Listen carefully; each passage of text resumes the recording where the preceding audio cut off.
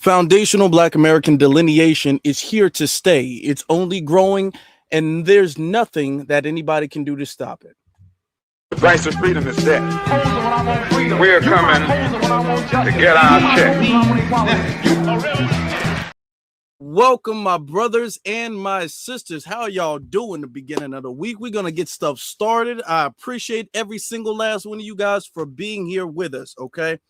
Having a pretty good day today. I hope that you guys are having a good day today, too. There's somebody's birthday in the chat room. Happy birthday to you. Family, I appreciate y'all. If you guys could do me a solid and hit that like button, subscribe button, share button, all of that stuff. Before we get started, I would greatly appreciate that, okay? If you want to. Only if you want to. If you want to, you can. Now, we're going to get straight to it, all right? Not holding anything back, get straight to it.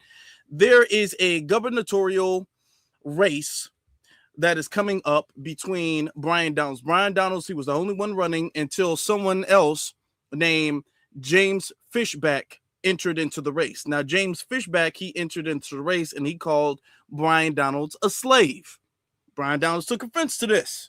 He says, "How dare you call me a slave? That's racist. You're racist." And James Fishback doubled down on it, saying, "Well, you're technically a tether." So we're going to get to that. He even invoked on his interview with Tucker Carlson the term FBA, Foundational Black American, and tether. Now, it's blown up all over the internet. So we're going to get to that. We're going to break it down. There's some things that I don't think a lot of people have noticed, though, that when I saw it, I'm like, no. James Fishback and Tucker Carlson, they tried to slip in a little something problematic, and we're going to get to that. Now, why are we even here in the first place? My question. Why are we here in the first place? We're here because as Foundational Black American, the term, not a movement, it's a term. It's a term to describe a lineage of people that comes from your ancestry. It's not about a movement. It's not about an ideology. There are FBAs who we know believe in reparations, and then there are some who don't. They're still FBA. There are some who are Republicans, some who are Democrats, some who don't vote at all, some who are old, young, all of the things. Okay? This religion, that religion, it doesn't matter. Okay? As long as your lineage stems from Foundational Black American lineage, you're FBA. It's not up to anybody's interpretation. It's not up to anybody to change. It's not like that. Okay? We've had people, and we've said this again and again and again and again and again for years, but we still have people talking about FBA is not real. There's no real thing as FBA. They say that online, even though we all know that's not true. We've had, reparations rallies and things of the sort. I mean, come on, who could forget this? Who could forget that? Y'all, put the black fist emoji in the chat room if you guys showed up to the last FBA rally in DC. It was phenomenal. But put a black fist emoji in the chat room. I just want to know how many people showed up. So we know that's the case, right? We know, but you still have people who are starting to get introduced into the movement. And the people who are finding out online, because we got to admit, everybody starts at some place. So there's going to be newer people who come online and they figure out about FBA, about what a movement in FBA, because there's a difference. There is a movement, but the movement is not FBA. There are people within FBA who are a part of the movement. We have to be very careful with the wording of that. FBA is not the movement. That's the lineage. There are people within the lineage who are a part of the movement. All right? Clear. Let's be clear. But there are people online who don't want anybody to be a part of that, anybody to find out about it, see what we're on, see what the movement's about, and join that, okay? They see the movement as something that's rapidly growing. The movement is something that's powerful, that's having sway. So they don't want none of that, all right? So there's a segment of people who've been trying to convince and put this narrative out there that FBA is fake. It's a scam. It's only online. Nobody in real life calls themselves FBA. We've had a lot of people saying that. I'm going to show you some of the clips, a couple of clips, just so you guys can understand this has been something that they've been saying for a minute. that there's no real FBA. That's only online. Okay, that's what they've been saying.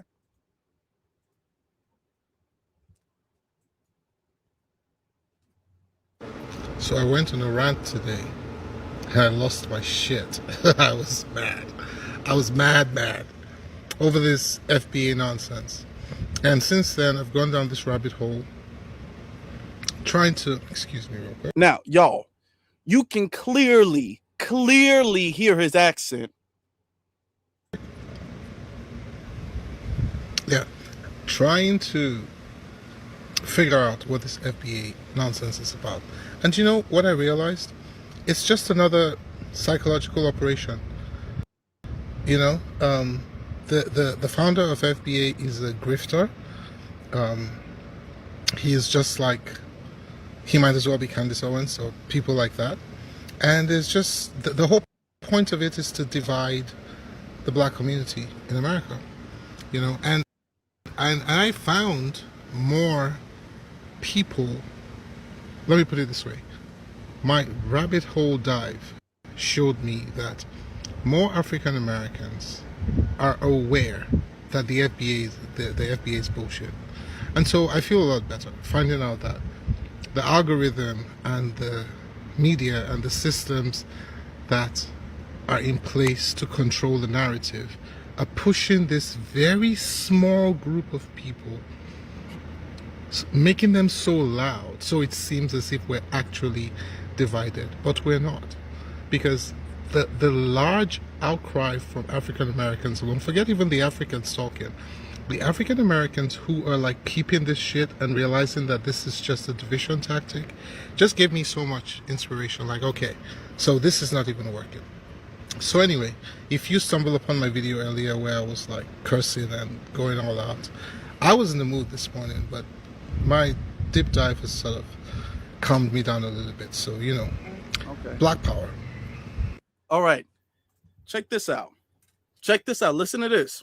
He says that FBA, we're being divisive. And FBA is a thing that was created to divide black people, right? And how we're causing issues for black people.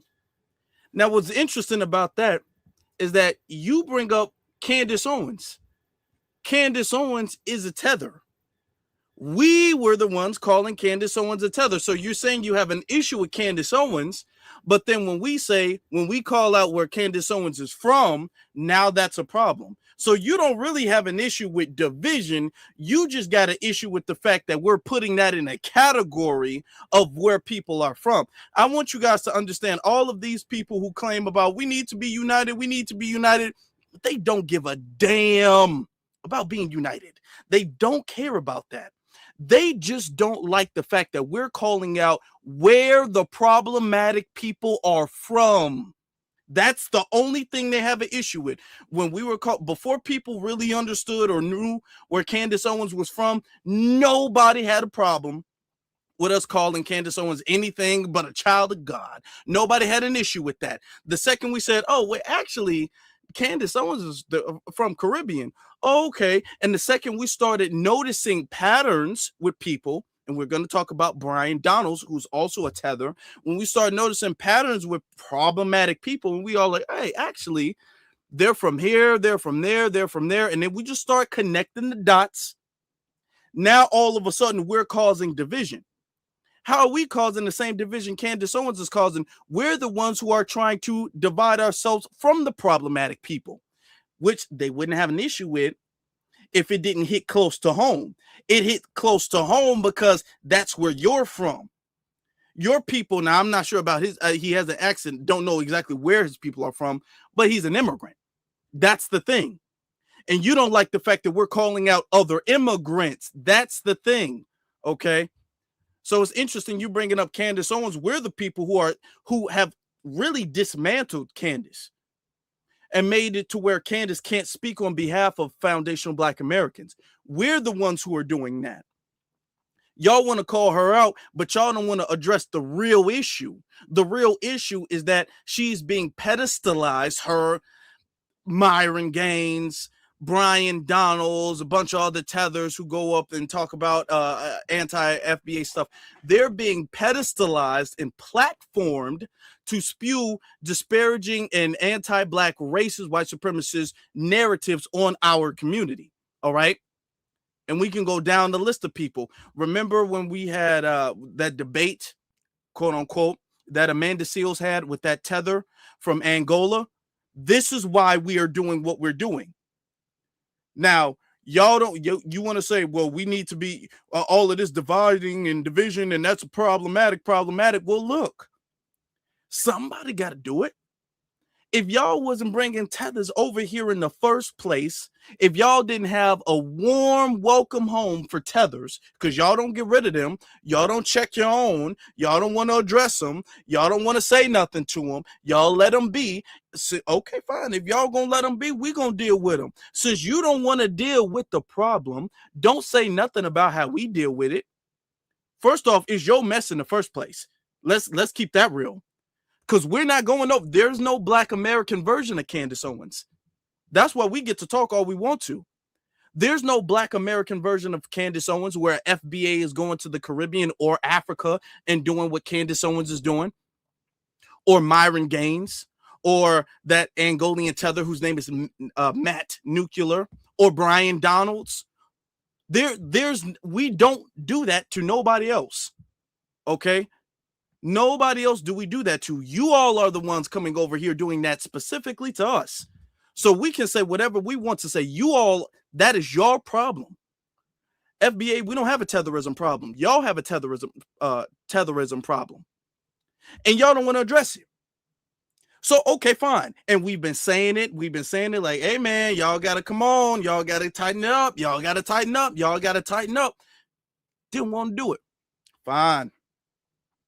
We said fine. We'll do it ourselves, damn. Y'all don't want to do, we'll do it ourselves. We just rolled our sleeves up and said, hey, okay.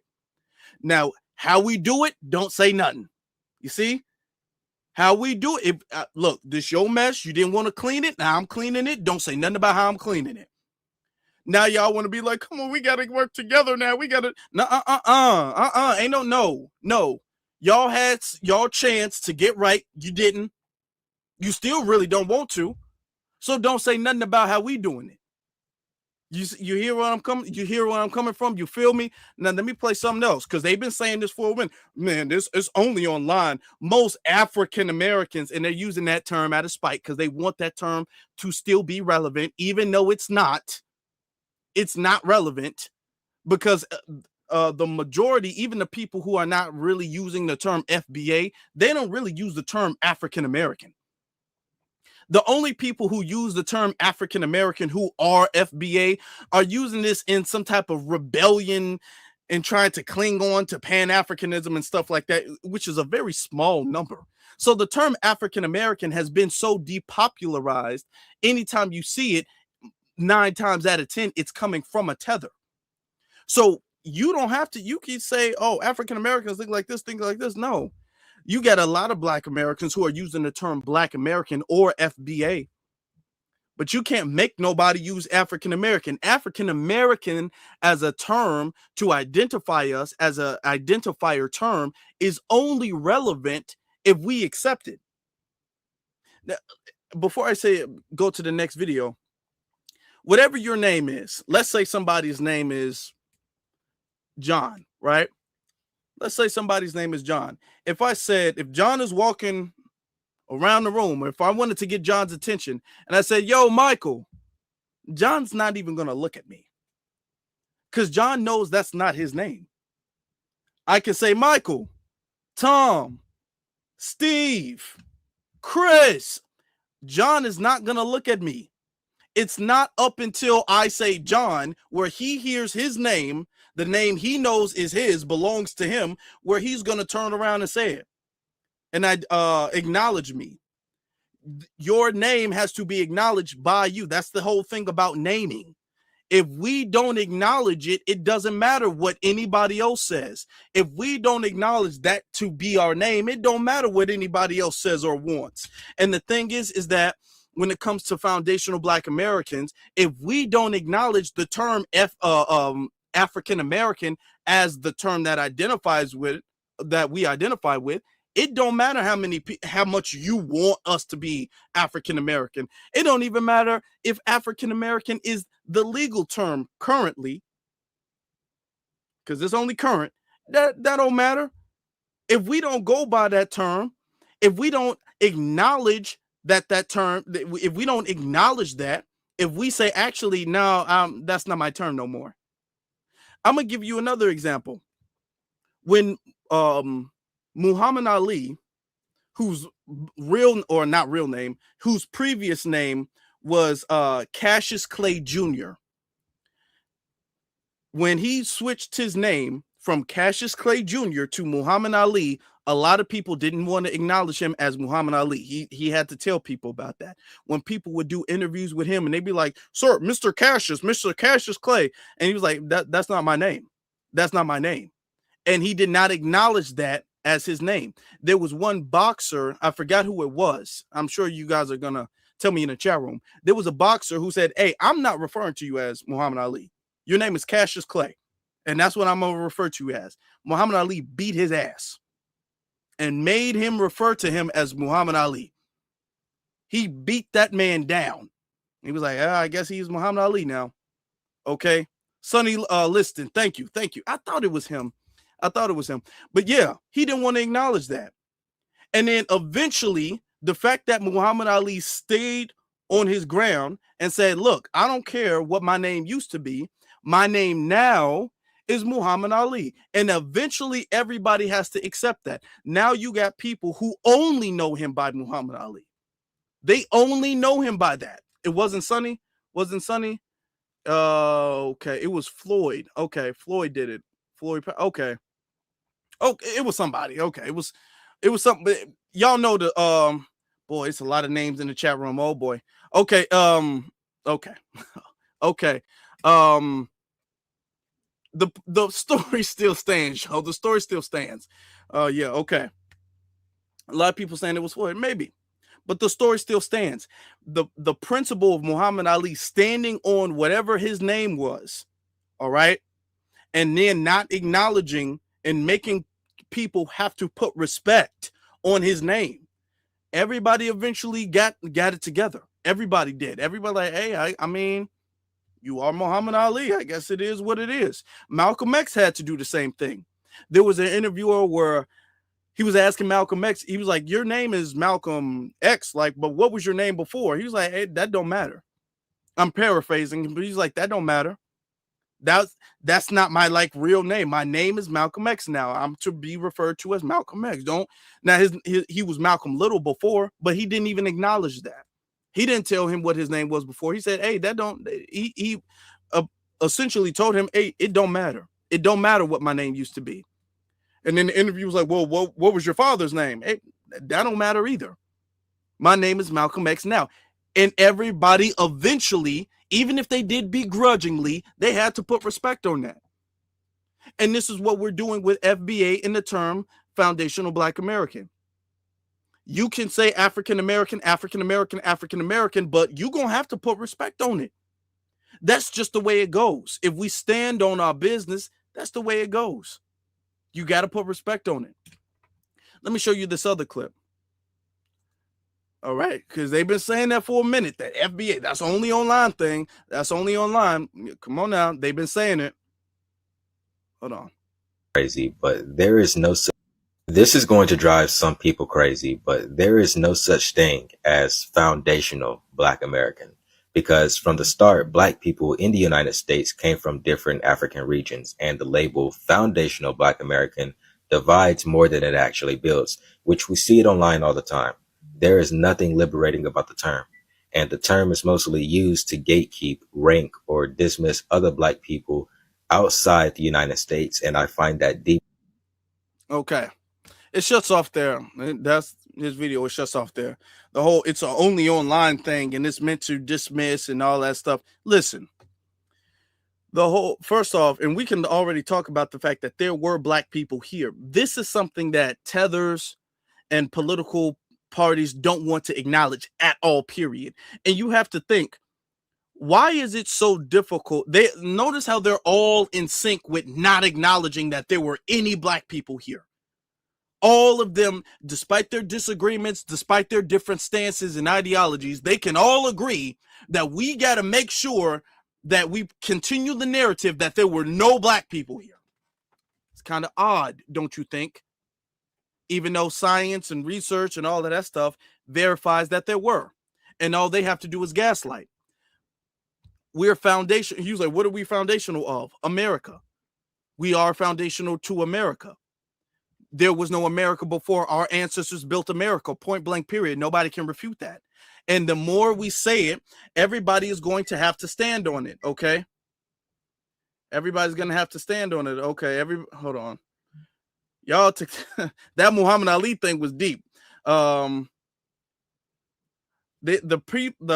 his name was Ernie Terrell, okay? I knew it was somebody. It was Ernie Terrell.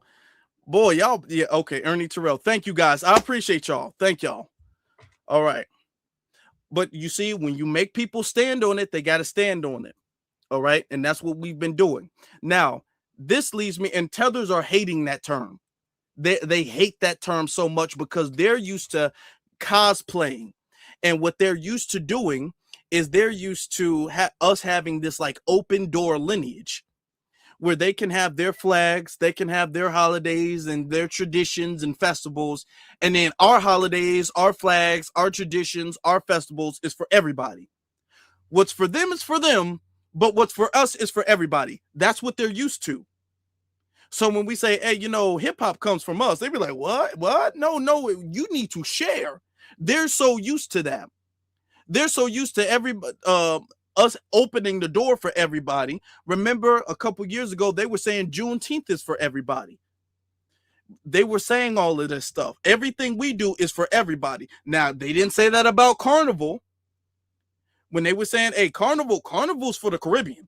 Carnival's for the Caribbean. If you ain't Caribbean, you ain't a part of this. No. They'll have their flags, they Haitian flag day, Nigerian Independence Day. They be having a Puerto Rican flag day, and they be waving their flags, and what's for them is for them. Remember Nicki Minaj telling Michael B. Jordan to fall back with that Jorvette rum? Remember that? Oh, Michael, you are not Caribbean. That's not your business. Stay in your lane. Okay, remember that. Okay, we get told to stay. The second we step outside, like, hey, come on, we all African brothers and sisters. They will slam that door shut and lock it in our face. I mean, No, you are not this. You are not Caribbean. You are not Kenyan. You are not Nigerian. You are not this. You are not this. You are not this. You are not this. All we said is, damn. Oh, I'll be. Okay, I guess that's how we moving.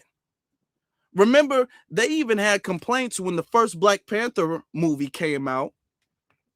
With in Marvel, the Marvel Black Panther movie came out, and the two stars were Chadwick Boseman, R.I.P. to our brother, and Michael B. Jordan.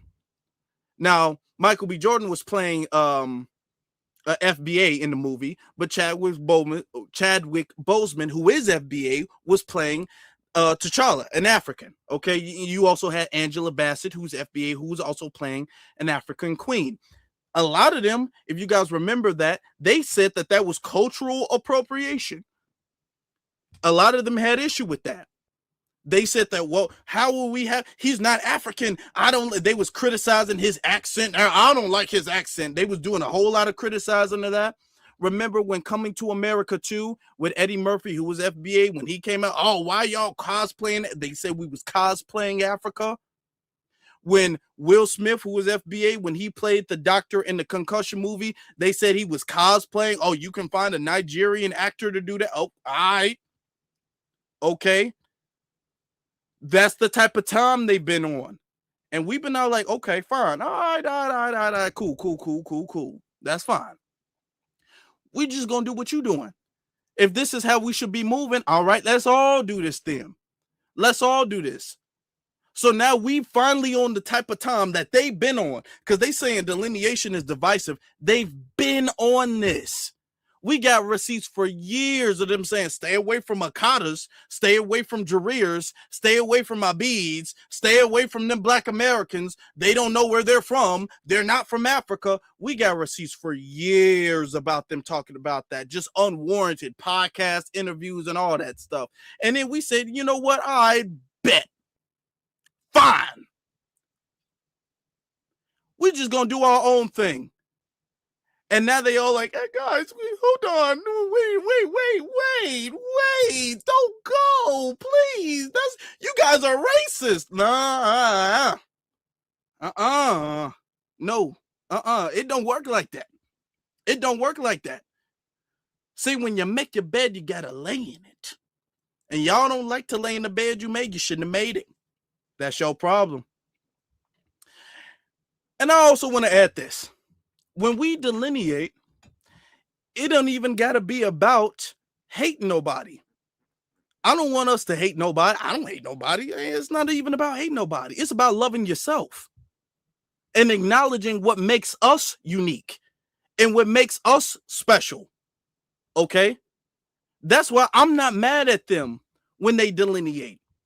I'm just calling out the hypocrisy, because when we do it, y'all say that it's divisive. Y'all saying it's anti-Black. Y'all saying all this and that about it. Okay?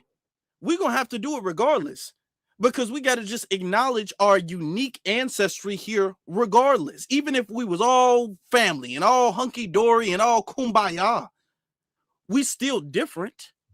We still have a different history. We have a different culture. We have a different heritage. We're still different. That don't mean we can't get along with nobody, but what needs to be done is respect needs to be put on our name. In this movement, we making sure people put respect on our name. The same way Muhammad Ali made sure people put respect on his name. The same way Malcolm X made sure people put respect on his name is the same way we are making sure people put respect on our name. That's the same thing we doing. Okay? Ain't nothing different. Now let's get to this tether, Byron Donalds. I'm sure I've played this clip a bunch of times. Y'all remember Byron Donalds saying that he doesn't support foundational Black Americans getting reparations because he ain't gonna get none. Remember that?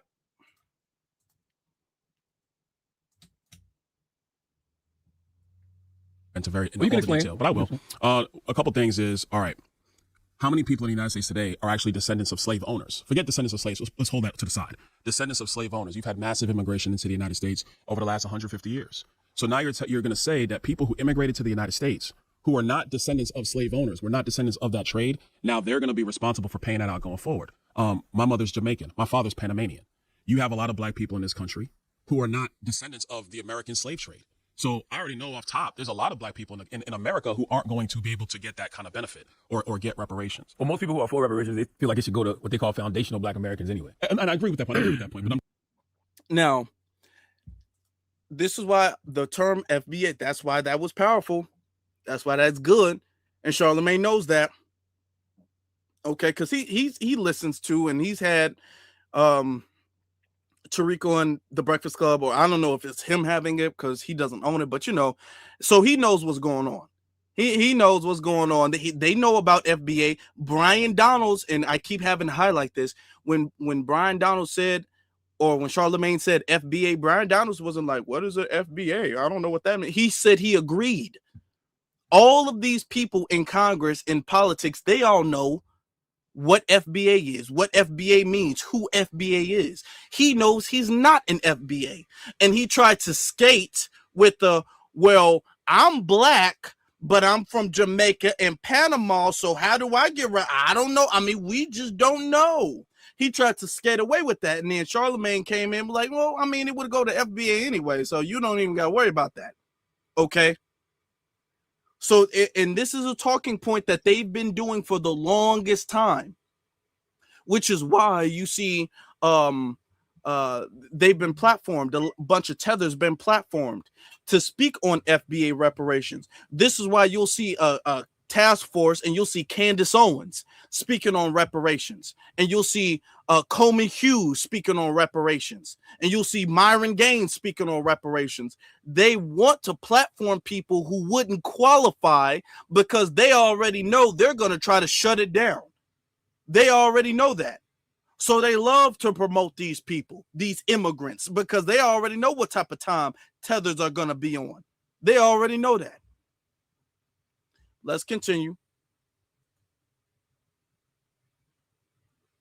I'm just laying out. These are the reasons for why I'm no. So so now you do support reparations for what Leonard just deemed as, quote, foundational Black Americans? No, I don't. No. No, but I want to explain Okay. that. I want to explain that.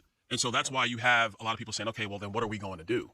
And so my view is that what you do going forward is just why you have to have wholesale changes in economic, medical policy, et cetera, so that the ability to access various parts of our economy and grow in our economy work for everybody, including people in our country who are, quote unquote, foundationally Black. Now, let me translate to what's happened in California. This is your state. You see that? No, we're not doing that. And this is why a lot of people want these very universal, all lives matter type of policies. Because when you address specific issues and you address them to specific lineages of people, then you would have to address solutions, and then they know they can't qualify for that. So they don't want nothing that they can't benefit from. And they're like, okay, well, I don't agree with that. We're going to block that, but we can put a new school there. We can put more jobs in this factory, or jobs in this, and this, because they know that their people, his family, because Byron Donalds is a tether, his family is going to be able to benefit from that. And this is why tether after tether after tether, whether they're Democrat or Republican, because Byron Donalds is a Republican and he said no on reparations. Wes Moore is a tether who's a Democrat and he said no on reparations. So we got to understand it's not even about a political party. It's about if they feel like they can't get reparations, they're going to say no. Point blank, period. Okay? They're just going to say no about it.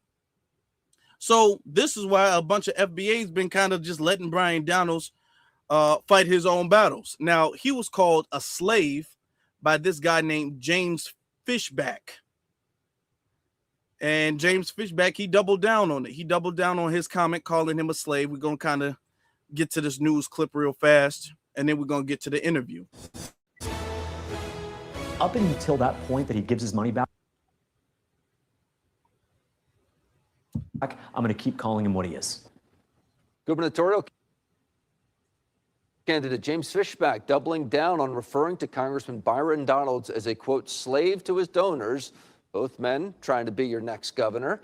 Tonight, only chief political correspondent Dave Elias introduces you to the candidate who wants to be your next governor.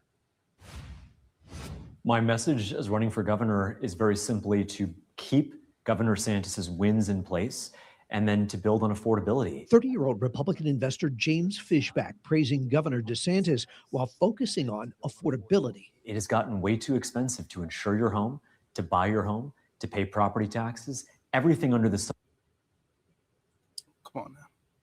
here in Florida has gotten too expensive. Those things, though, have happened under the governor's watch. Your reaction to that? They've happened under a lot of people's watch. I, in many respects, blame the Republicans and Democrats in Tallahassee for allowing this to happen. What do you do about property home insurance? You have to bring in more competition.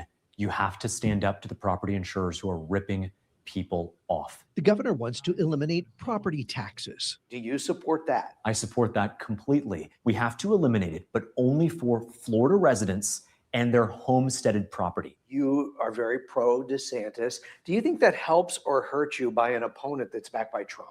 I don't think Floridians think of it as pro-Trump or pro-DeSantis. Most Floridians who voted in the 2024 election voted for both the governor in 22 and the president in 24. So in no way the governor is influencing you, or as he said, he'll back you?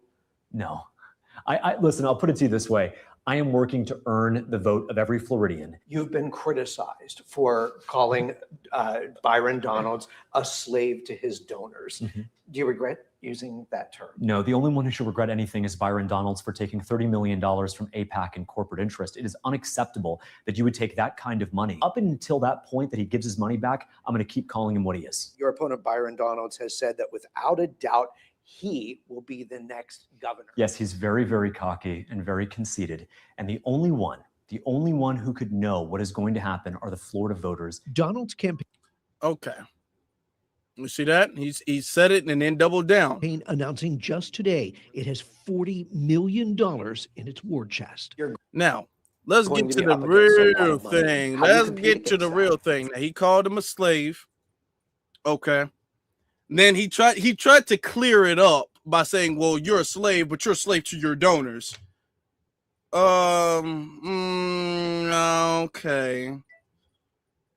I don't see, you wouldn't call no white person a slave to their donors.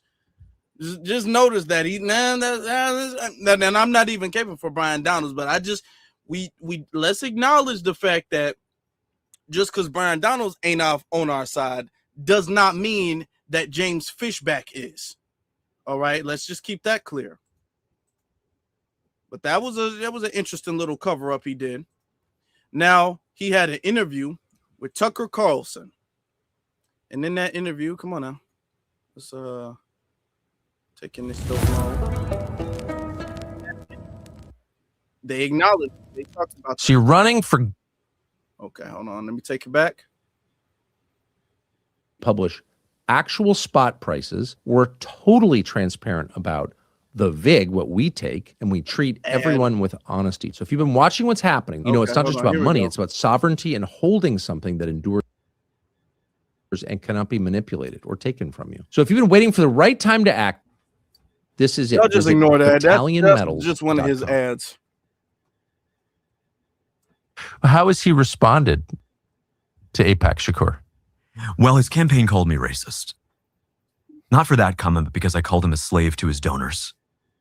Yeah. And I said, with all due respect, I'll stop calling you a slave if you give the money back. The $45 million you gave to your donor, that your donors gave you. $45 million? $45 million in a primary that was uncontested until 5 weeks ago. No way. $45 million in an uncontested primary until 5 weeks ago, until I entered. And that was all to encourage him to make Florida better? Apparently. And his idea of making Florida better, in his own words, he wants to, quote, speed up the construction of AI data centers. His words.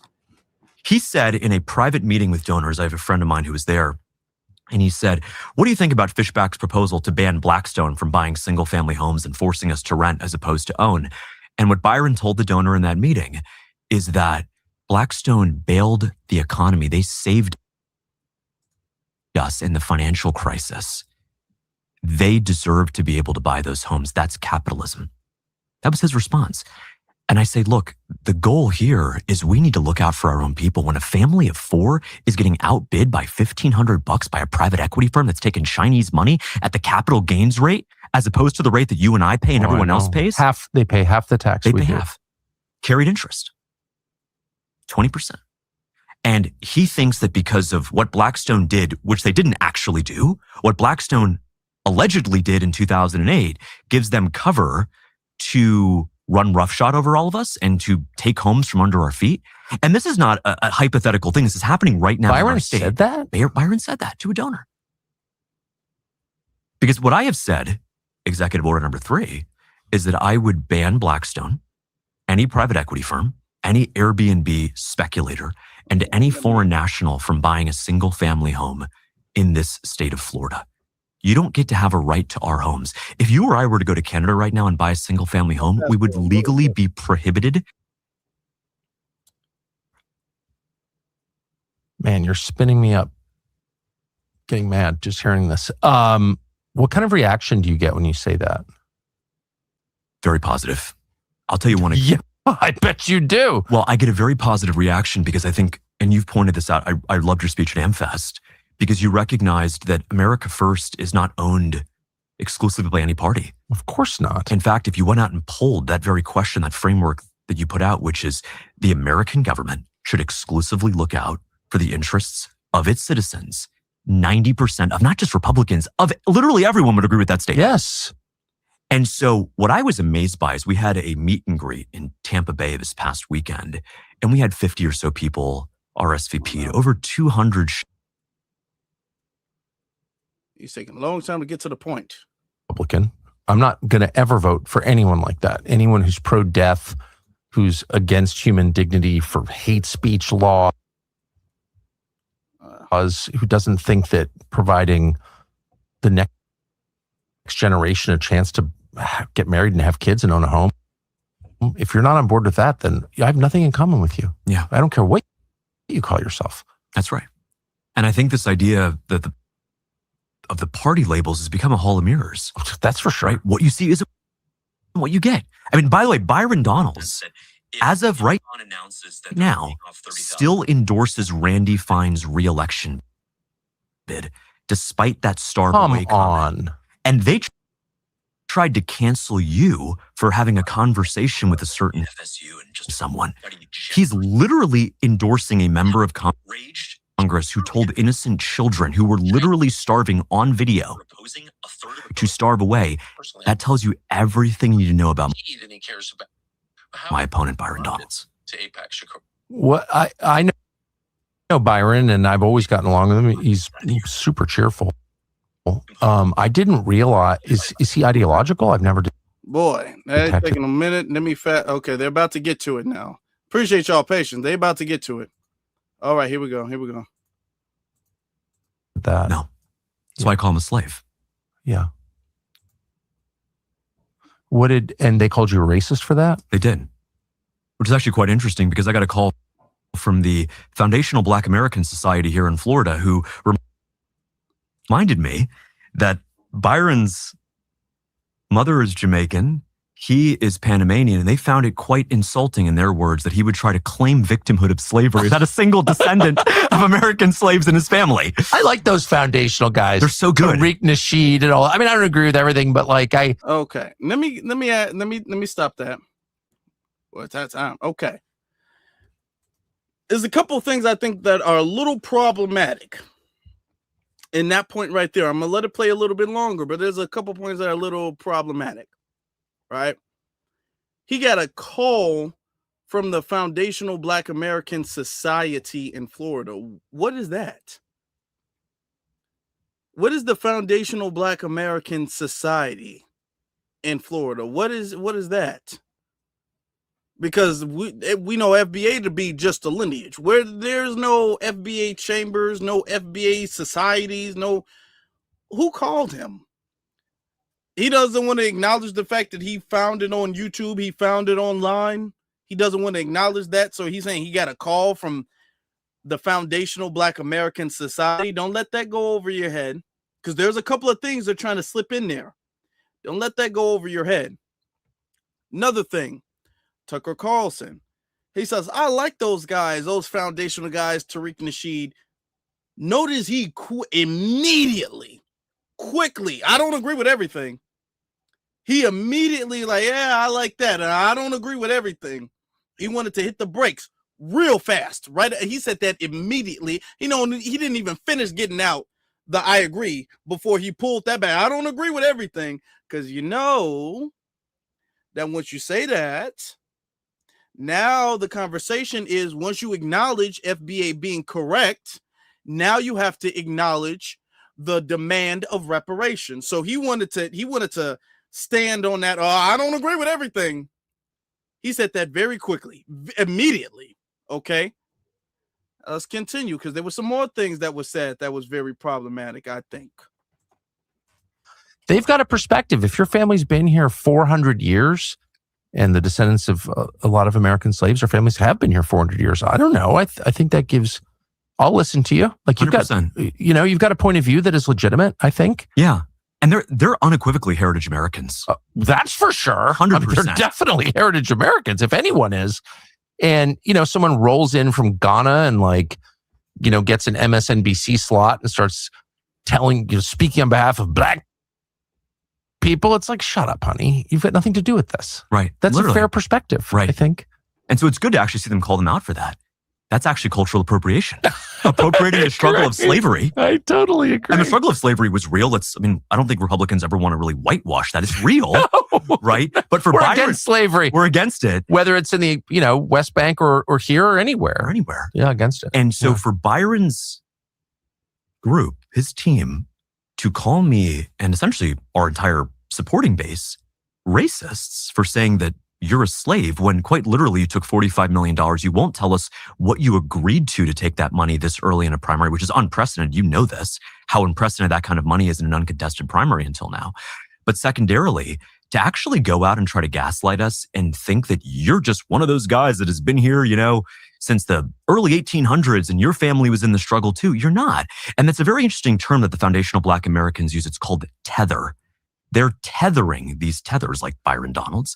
They come here literally one generation in, and they try to just sit around and act so folksy that we're all part of the same struggle and we're all down on and we need to fight against. No, you just got here, dude. Like the Haitians, like the guys from Ghana who just got here, you don't get to just be a part of our system and then lecture us about how our country went wrong. Well, and if you're a Republican, supposedly conservative Republican, to throw around the term racist, I mean, that's what I'll speak for myself. I voted against that in November last year. Right.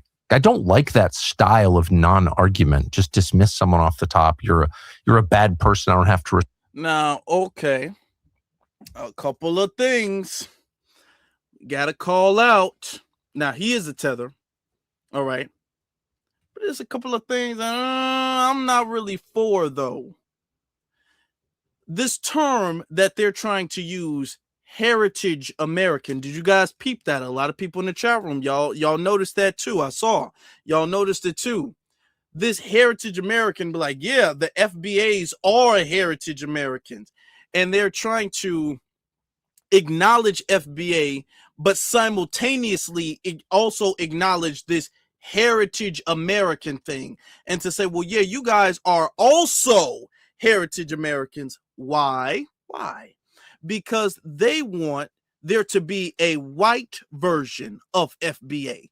They can't say foundational white American. They can't say that. So what is the white version of FBA? Oh, heritage American. We'll say heritage American. Notice that they don't say black. They don't put a racial thing on it because they want to be able to qualify for it. And I'm not just making this up. I'm not just saying this. This is something that they are actively trying to popularize. This term heritage American. Look at this. I'm going to show you something else. It's like, bitch, we live in a postmodern era. Mm-hmm. It's the only way that someone, like so many of you motherfuckers exists. Yeah. Like, oh yeah, you're a neo-reactionary, trad LARPing vitalist, whatever. Bitch, just say you're a fucking postmodernist from the right. It's really that simple. And it's like, bitch, we're all postmodern. I can stand here and understand that there's such a thing as a heritage American. Yes. Inclusive of foundational Black Americans. Okay. I can understand that and acknowledge. Hold on. Did y'all see that? It's inclusive of foundational Black Americans, which is establishing, well, yeah, foundational Black Americans are also heritage Americans, but you guys aren't the only people who are heritage Americans. It's not exclusive to you guys. Y'all are allowed to be in the building, but y'all not the only people allowed to be in the building. Y'all see that? That and say, if Americanness was a spectrum, that they're more American than me, but Americanness is not a spectrum. You either are or you aren't. Yep. And also stand 10 toes down and be like, bitch, I'm American. I was born and raised here. I went to Afghanistan in 2022 for the first time and spent 2 weeks there. And after those 2 weeks, I was homesick. Yeah. For Jersey. God bless. Can you imagine that? Yeah. So there is something to be being born here, and I know it's not a very, in the trad LARP fucking community, it's unpopular to say that even if you're brown and born in America, America is yours to take. You are part of the history. You're part of the story, whether we like it or not. Okay. Now here's the thing. You got a lot of immigrants, and we talked about that Vivek Ramaswamy. Okay. Vomit Ramaswamy. He was making that argument too, that, this American heritageism, a lot of immigrants, they don't like that. They like to make the argument, hey, I'm born here. I was born and raised here. I'm just as American as you, even though my family immigrated here. I was born and I was raised here, so I'm an American. And my Americanism is equal to your Americanism. So we're all the same American. And the fact that we as foundational Black Americans, we were the ones all like, actually, let's be very clear, because the tethers were doing it to us first. All right. Just so you know how we the blueprint. Let me explain it. The tethers were doing that to us first. Okay. Because when we were talking about Black issues, they wanted to weigh in and say, well, I'm Black too. Look at my skin. I'm Black too. I'm Black too. And then we were all like, oh, well, no, but you're not FBA. And they were all like, well, what does that matter? What does that matter? And we've been establishing the fact that, hey, you are an immigrant. Your family's not from here. Your family has not done in this country what our family's done, been through what our family's been through, built what our family's built. So since we have set that precedent and we're the blueprint, I mean, it is what it is. We know we are. We're the blueprint. Now you got white people having a little delineation movement. If you guys notice that. Now it's a little argument that white people are having. Now white people are trying to come up with their own FBA using the term heritage American. Notice that? And now you got a whole bunch of immigrants who are like, Americanism isn't a spectrum. It's not a spectrum. No one is more American than anybody else. No. That's over with. But notice that term that he uses again, heritage American. This is the term that they're going to start using. They're going to acknowledge foundational Black American and say, you know what? That's true. You guys are correct. You guys are FBA. You guys have been here for a long time. We got to acknowledge that. You know what? You guys are like us. We're all heritage Americans, you know? We're all heritage Americans. So, you know, we should all team up together. Because when we say we're foundational, the key word is foundation. Foundational is like a lock. And they've been trying to pick that lock for a long time, and they can't do it. The only way they get through is if we unlock it for them. We have to unlock that for them. Do you understand? So they want us to accept a new term. This goes back to what I was saying earlier, as far as us being able to stand on what we say. We got to stand on it. So if we say we're foundational Black Americans, that's what we got to stand on. We can't compromise that, because they'll say, okay, you know what?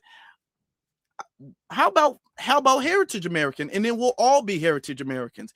The second we all claim to be heritage American, guess who else is a heritage American? Joe Biden. Joe Biden is a heritage American. Ronald Reagan is a heritage American. If we're going to talk about heritage American, George Bush is a heritage American. Bill Clinton is a heritage American. All of these things, the Rockefellers, they're all heritage Americans. All of these people are heritage Americans. So that's why, no, because they're trying to make an equivalent to say we were all here at the same time and we're all the same American. No, because they didn't build anything. Their heritage comes from thievery and being slave owners. Really, for real, they still have immigrant ties. A lot of them do. Even if they are quote unquote heritage American, because they didn't get their heritage severed. They still maintain that bridge, okay, from America to their European ancestry, to their European family. So that bridge still existed. We didn't have anywhere else to go. There was no bridge. Even whether it was the indigenous bridge or the African bridge, there was nothing. We were here and we had to go through an ethnogenesis. Very important. That's something that these Europeans didn't have to go through. They didn't have to go through an ethnogenesis. They were able to keep their same languages, their same holidays, their same religion, their same traditions, the same this. They didn't have to go through an ethnogenesis like we had to. Very important. So that's why we're all like, hey, all this, no, y'all trying to make a heritage, quote unquote, American equivalent to foundational Black American. And when they start doing that, then that will be able to undermine reparations. You understand? and it undermines us politically, because the argument is we are the builders of this country. We were forced to build this country, and we were forced to endure all of this hardship. Okay, you can't deny us because we're not immigrants here. So they know that they can't stop us from doing that. So that's why they're saying, okay, well, let's all acknowledge us all being heritage Americans. And notice how Tucker Carlson, they'll stop. They'll hit the brakes when it comes to reparations, when it comes to policy, when it comes to this, and when it comes to this. Remember when Ann Coulter invoked FBA? She invoked FBA when she was talking about Kamala Harris. And because she didn't want Kamala Harris to get in. Get it. Fine. Great. Here's the thing, though. Notice how the Republicans, they'll bring up FBA. They'll acknowledge FBA only when we're having a conversation about immigration. When we're having a conversation about reparations, they don't want to bring FBA up. When we have a conversation about any type of political representation, any type of legislation, policy, a hate crime bill, the police, any disenfranchisement, anything like that, education, they don't want to bring up FBA. But yet when they want to use, just like James Fishback or Tucker Carlson, when they want to use FBA or talking points, then they'll invoke FBA so they can get other immigrants out the way. But I want us to understand, just because James Fishback did that or Tucker Carlson did that, don't mean they on our side at all. Okay? Because it was them spewing a whole bunch of anti-black, crazy, racist narratives and stuff that demonize our community. And they still the same people. The fact that James Fishback is praising Ron DeSantis is enough for me. That's already enough. I want to get to this thing because there's a couple of people, or there's somebody who made a response. This woman, she acknowledged it, made a response, and I want to acknowledge what she had to say about it. I think some of the things she said was kind of interesting. Bear with me, friends. I'm going to play a clip from Tucker Carlson's show. He's interviewing James. I skipped past that clip because we already listened to it, so we don't need to listen to it again. So I just skipped past it.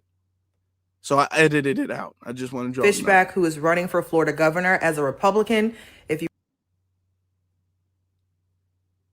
what just happened? Recall, I posted a video over here where James called Byron Donalds a slave. And so James is defending that using a very interesting talking point that many of you will recognize from the Black community.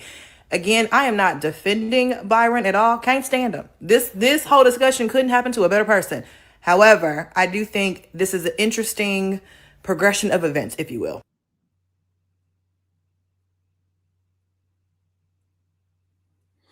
I don't know why my thing is freezing, y'all. I apologize about that. Hold on. Because it shouldn't be. Wait a second. Hold on for 1 second, y'all. I'm not. What's going on? Not sure what's going on. All right, I should have started with this. I do not tolerate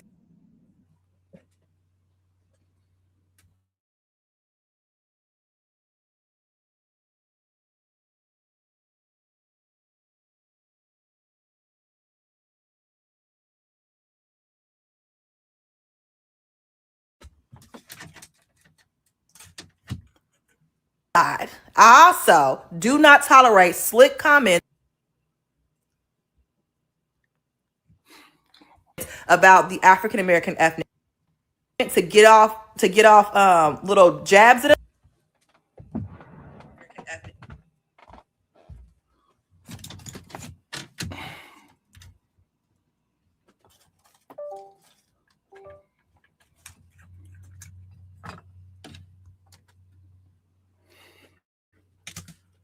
Okay. All right, y'all. I don't know what's going on with that.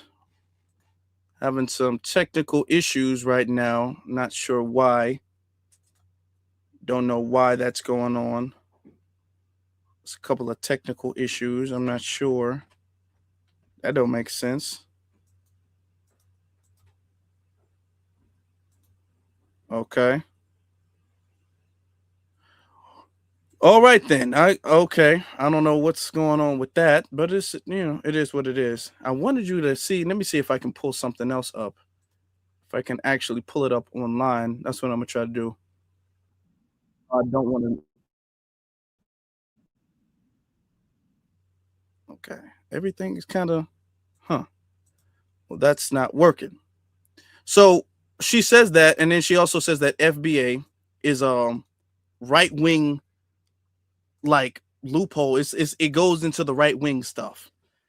Man, I wish I could have got that clip of her saying that. Don't know why my thing is tripping like that, because it really shouldn't be.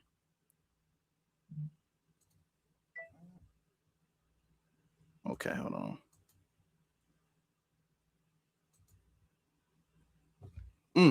Okay. That is not making any sense. My fault, y'all. This is my bad. I don't know what's going on, but it is what it is. We still here. Y'all make sure y'all tap that screen. She's talking about FBA is, I guess it's not going to play. That is not cool. That's not cool, YouTube. That is not cool. We was cooking. It's not cool. It's not cool. Don't like that. Now, she's talking about FBA is an alt-right thing. There's a lot of people, and the reason why I wanted to bring this up, I'm going to just tell you. I can't show you, but I'm going to tell you. The reason why I wanted to bring it up is because there's a lot of people who are talking about, oh, you guys are so happy that Tucker Carlson agreed with you guys. You guys are so happy that Tucker Carlson validated you guys. Oh, a white supremacist validated you guys. Y'all so happy that Tucker Carlson. No. Nobody is happy that Tucker Carlson, quote unquote, validated anybody. Okay. Nobody is happy about that. Nobody is happy that we wanted white validation. Nobody asked for Tucker Carlson to do that. We were doing that before Tucker Carlson or James Fishback said anything. We don't need their validation. What we're doing is we're highlighting a certain point that was made from us first, but that was also made by them. We're highlighting the fact that foundational Black American and delineation is not just something that is done by a fringe group of people online, and it doesn't make sense in the real world. We're highlighting the fact that because what we're doing, everybody is acknowledging it. Everybody is being forced to put the respect on our name. Do you think Tucker Carlson did it because he really wanted to? Because he said he didn't agree with everything. You think James Fishback did it because he really wanted to? They don't really agree with everything we do, or really anything. They don't really agree with the movement like that, okay?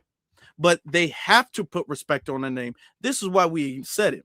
Now, what's interesting is that they've been saying for the longest time that y'all are just online. You're just online. You're just online. You're just online. And anytime we say, okay, well, if we're just online, if we're this fringe group of people online, you are the movement and foundational Black Americans are being recognized in political conversations now.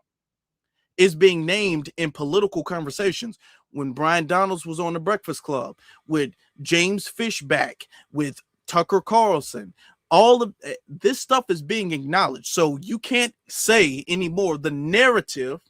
That's the only thing that we're acknowledging, the narrative that we're this small fringe group and it doesn't matter what we say or what we think because nobody recognizes us in real life. No real African American recognizes us in real life. That's over with. That's over with. Even if we don't like what they're saying, the fact that it is being acknowledged in a very serious political conversation, when there's a political race, a gubernatorial race involved, and you have people invoking FBA and people invoking the fact that this is a tether, it just verifies the fact that what we're saying is actually acknowledged and does make sense. That's the only thing. It's not, oh my God, we love Tucker. No. And we are acknowledging what Tucker is saying, but also we're also acknowledging the fact that Tucker is trying to slip in something else. Tucker is trying to slip in that heritage American thing. Got to be careful because they want to take the word Black out of it so they can be in. So that way Tucker Carlson can say, I'm a heritage American. James Fishback and say, I'm a heritage American. We got to make sure that we make people put respect on our name, not their name for us. And we can't validate that heritage American thing that they're trying to push. All right. We can't do that. Let me get to the super chats. I don't know why this video decided not to play. I can't believe that. That upsets me so much. That really does upset me. I don't know why that video decided not to play. I am upset about that. I really am, y'all. Because she said a couple of things. I don't know what's okay. Technical issues happen, y'all. Technical issues happen. It happens all the time. It happens all of the time. Hold on. Trying to see if I close some tabs. Maybe that might help. I'm going to play a clip from Tucker. Also, do not tolerate slick comments about the African American ethnic group. I'm a member of that ethnic group. I don't tolerate that. We did it, guys. We're back. We're back. And a lot of you all are using this moment to get off little jabs at us, and I'm gonna eat you up on that every single time. You can ask the people that be in my lives. I don't play about that, because I do think there is something. You dismiss this movement at your peril. This movement has attached itself to it's an alt-right pipeline for damn sure. It's attached itself to conservative talking points, especially around immigration, which I think is a huge fail and a huge misstep for this movement. That's just my opinion. But there is something at the core of the movement that talks about erasure, recognition for the contributions of this particular ethnic group, that I think if you dismiss that, that's a problem. And I think when you do that, you also prove their point. So, okay. FBA is not a group. So, it's not a group. Now, we do have their stances on immigration that some people who are FBA have, who are more right-leaning. And then there are people who have stances on immigration who are left-leaning. But let's be very honest. In America in general, even among white liberals, everybody is having a little bit of a stricter stance on immigration in the last few years or so. Okay? Even the people who didn't have an issue with immigration like a decade ago, everybody now is seeing immigration and border control and all of that in a different light. So this is the whole country. This is a lot of people who have been Democrat their entire life. And now they saw what Biden administration and Biden Harris did. And now they're starting to reconsider their stances on immigration.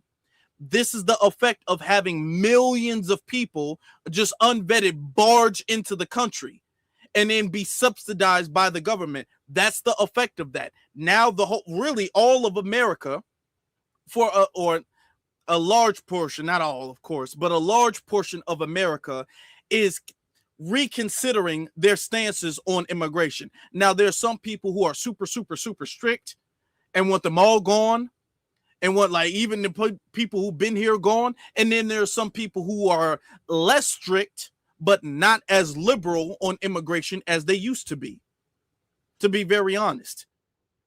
And a lot of the thing is that they are against ICE and stuff now. That's really because they don't like Trump.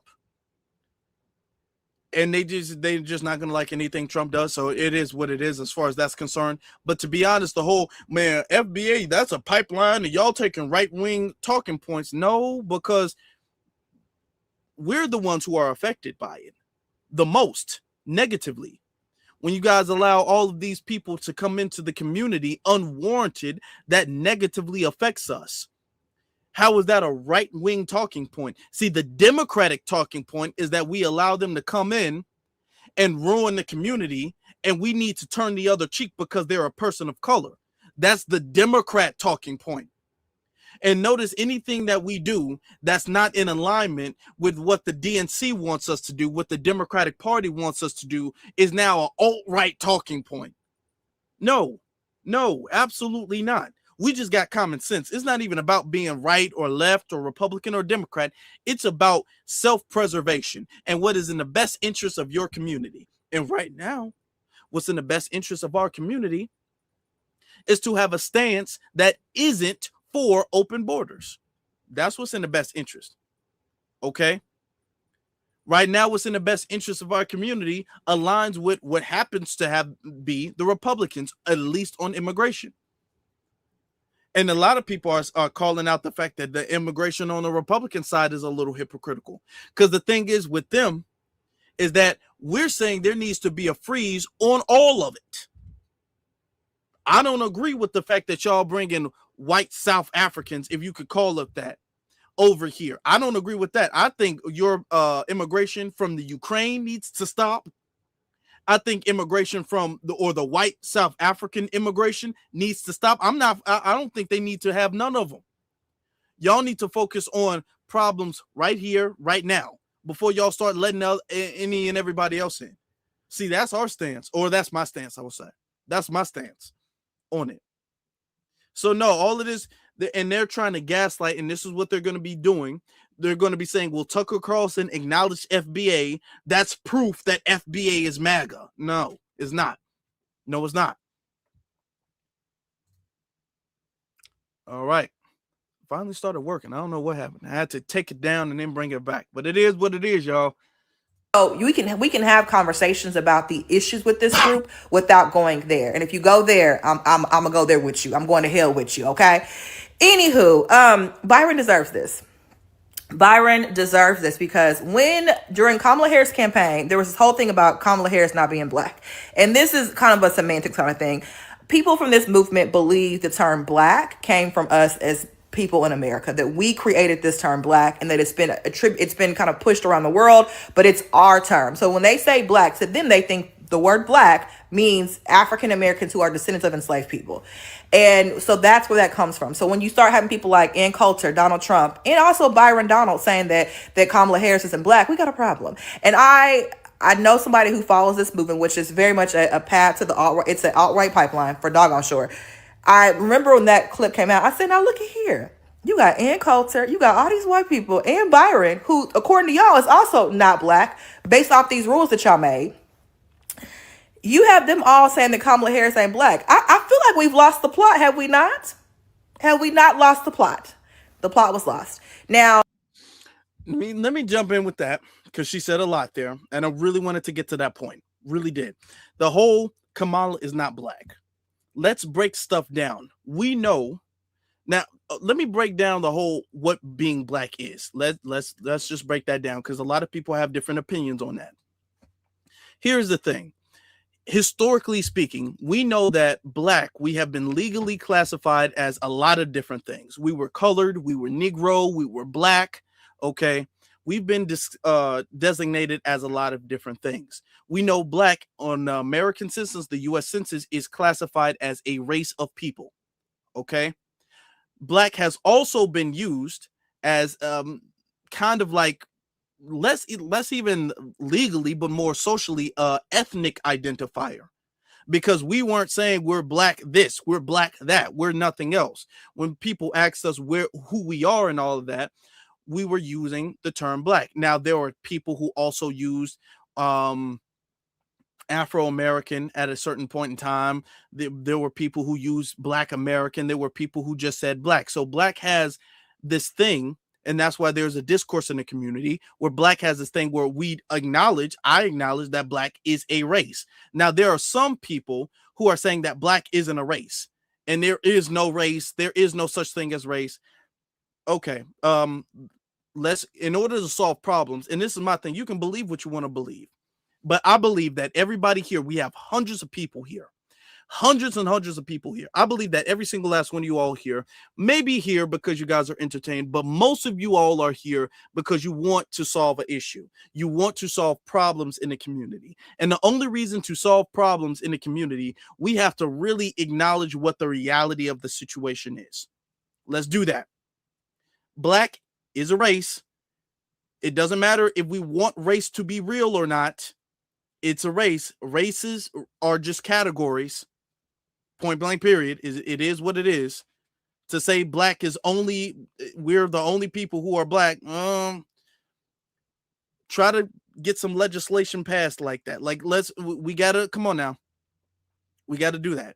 This is why FBA has been a thing. And why we have moved so so fast with the term FBA, okay? Because we understand, okay, well, if black is a race, then we need something more specific. That's why we made, or that's not we made, but that's why the term FBA was coined, because that's specific to a lineage, to an ethnicity. Black cannot be specific to an ethnicity. We know that. I know that. You all know that. We know that. That's why we've been using FBA. And that's why we got so much stuff done now, because we've been using a term that we created, that we popularized, that is specific to our ethnicity. There are people who want black to be specific to, there's people who are online and they're making that argument. I don't even really acknowledge that, because I don't see that as being productive. That's why you don't see me being all like, they're black, they're not black, they're this. They're not FBA. We don't even need to argue about that. They're not FBA.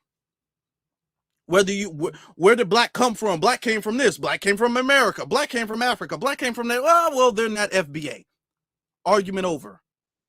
You see how easy that is? There's no more argument when you just say FBA. See, that's why we have been winning. That's why we have been moving so fast. That's why people take us serious now. Because always, hey, they're not FBA. You can be black, but you're not FBA, so that don't matter. Okay, all right. Be black all you want to, even though you're not, but okay, be black, but you're not FBA. Now let's get to Kamala. Kamala Harris. People get offended when you mispronounce her name.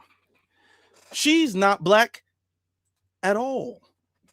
At all. She's not black at all.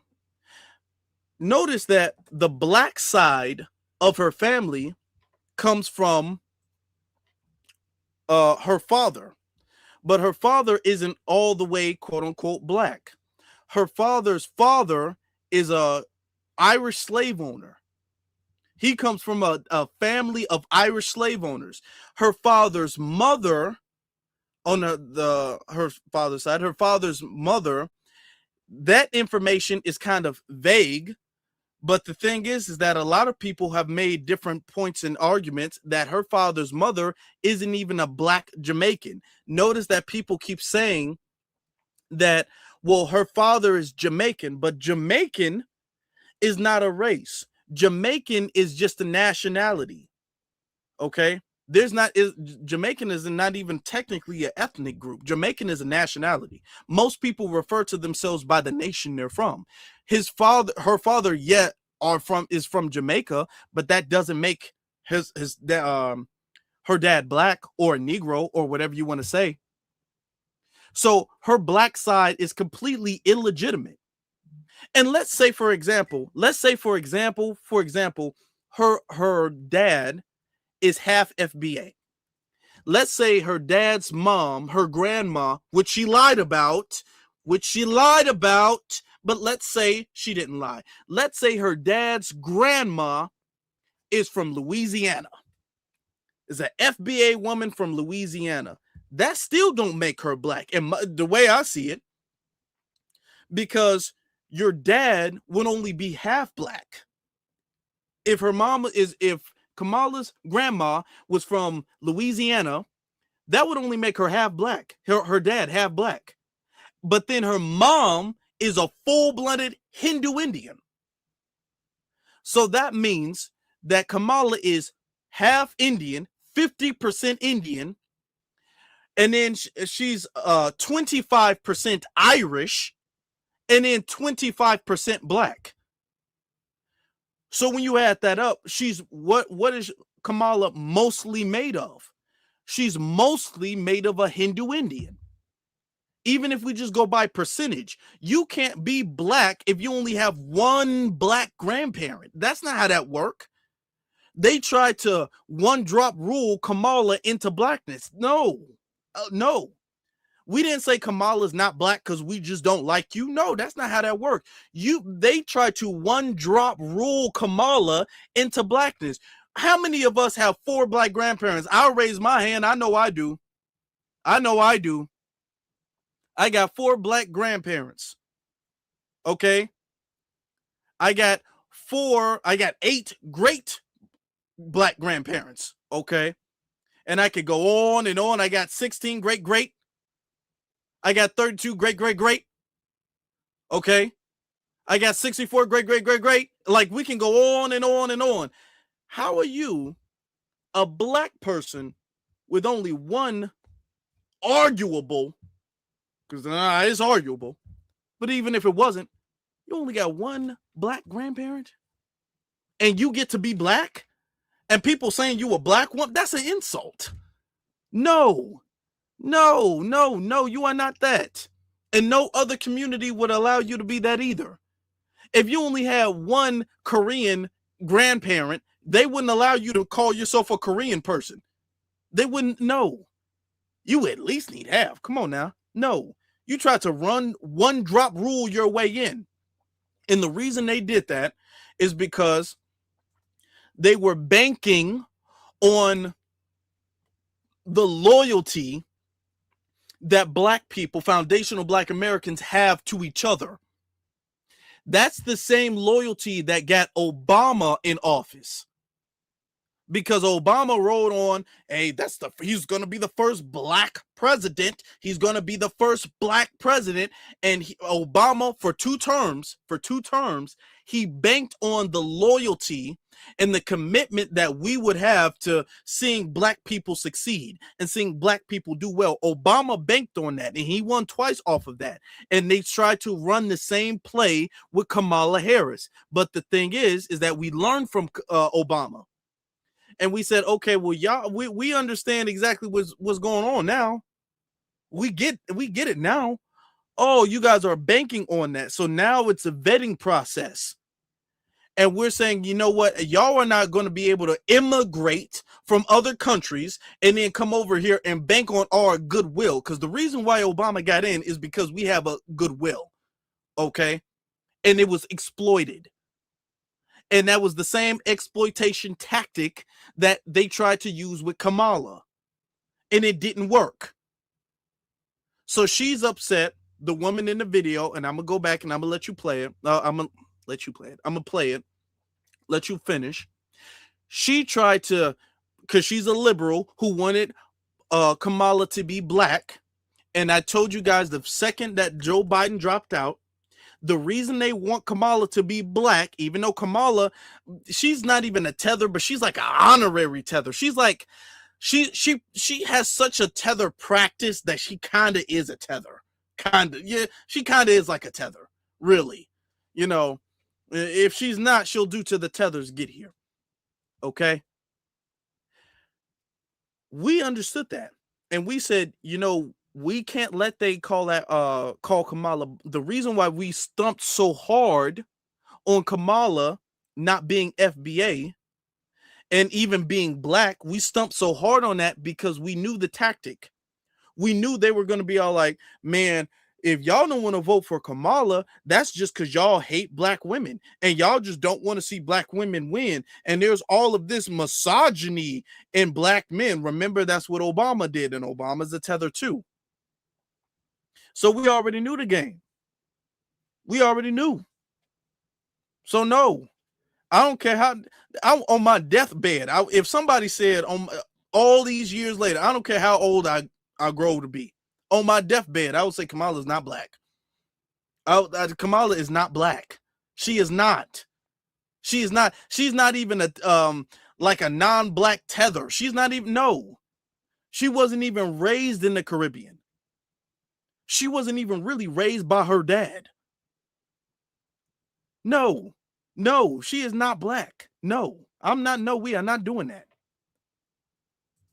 But she's upset because she's one of the quote unquote self-proclaimed 92% that voted for her. And now she's happy that Byron Donalds is kind of getting his ass whooped because Byron Donalds was one of the ones who raised the issue that Kamala isn't black.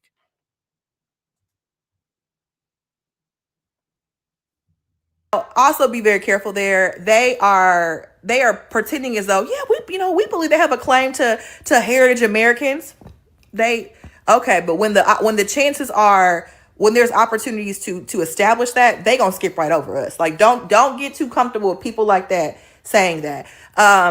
when he talks about how we don't want to whitewash slavery, but y'all do, especially in this current administration. Y'all do, and y'all don't call that out. Y'all sit over there in your privilege and sit back and are shocked when we are calling it out. There's an extreme whitewashing of slavery, the civil rights movement, all of that happening right now. The other thing, this isn't a defense of Byron. It's more so just correcting history here, their ahistorical take. While Byron is not a descendant of enslaved people, based on his countries of origin, he is likely still the descendant of enslaved. I'm sorry, he's the descendant of enslaved Americans. He is likely the descendant of enslaved people from those islands. So. And Fishback would have never called Byron a slave if he was white. So you don't get a pass on that for me, on that kind of language. That language is very inappropriate.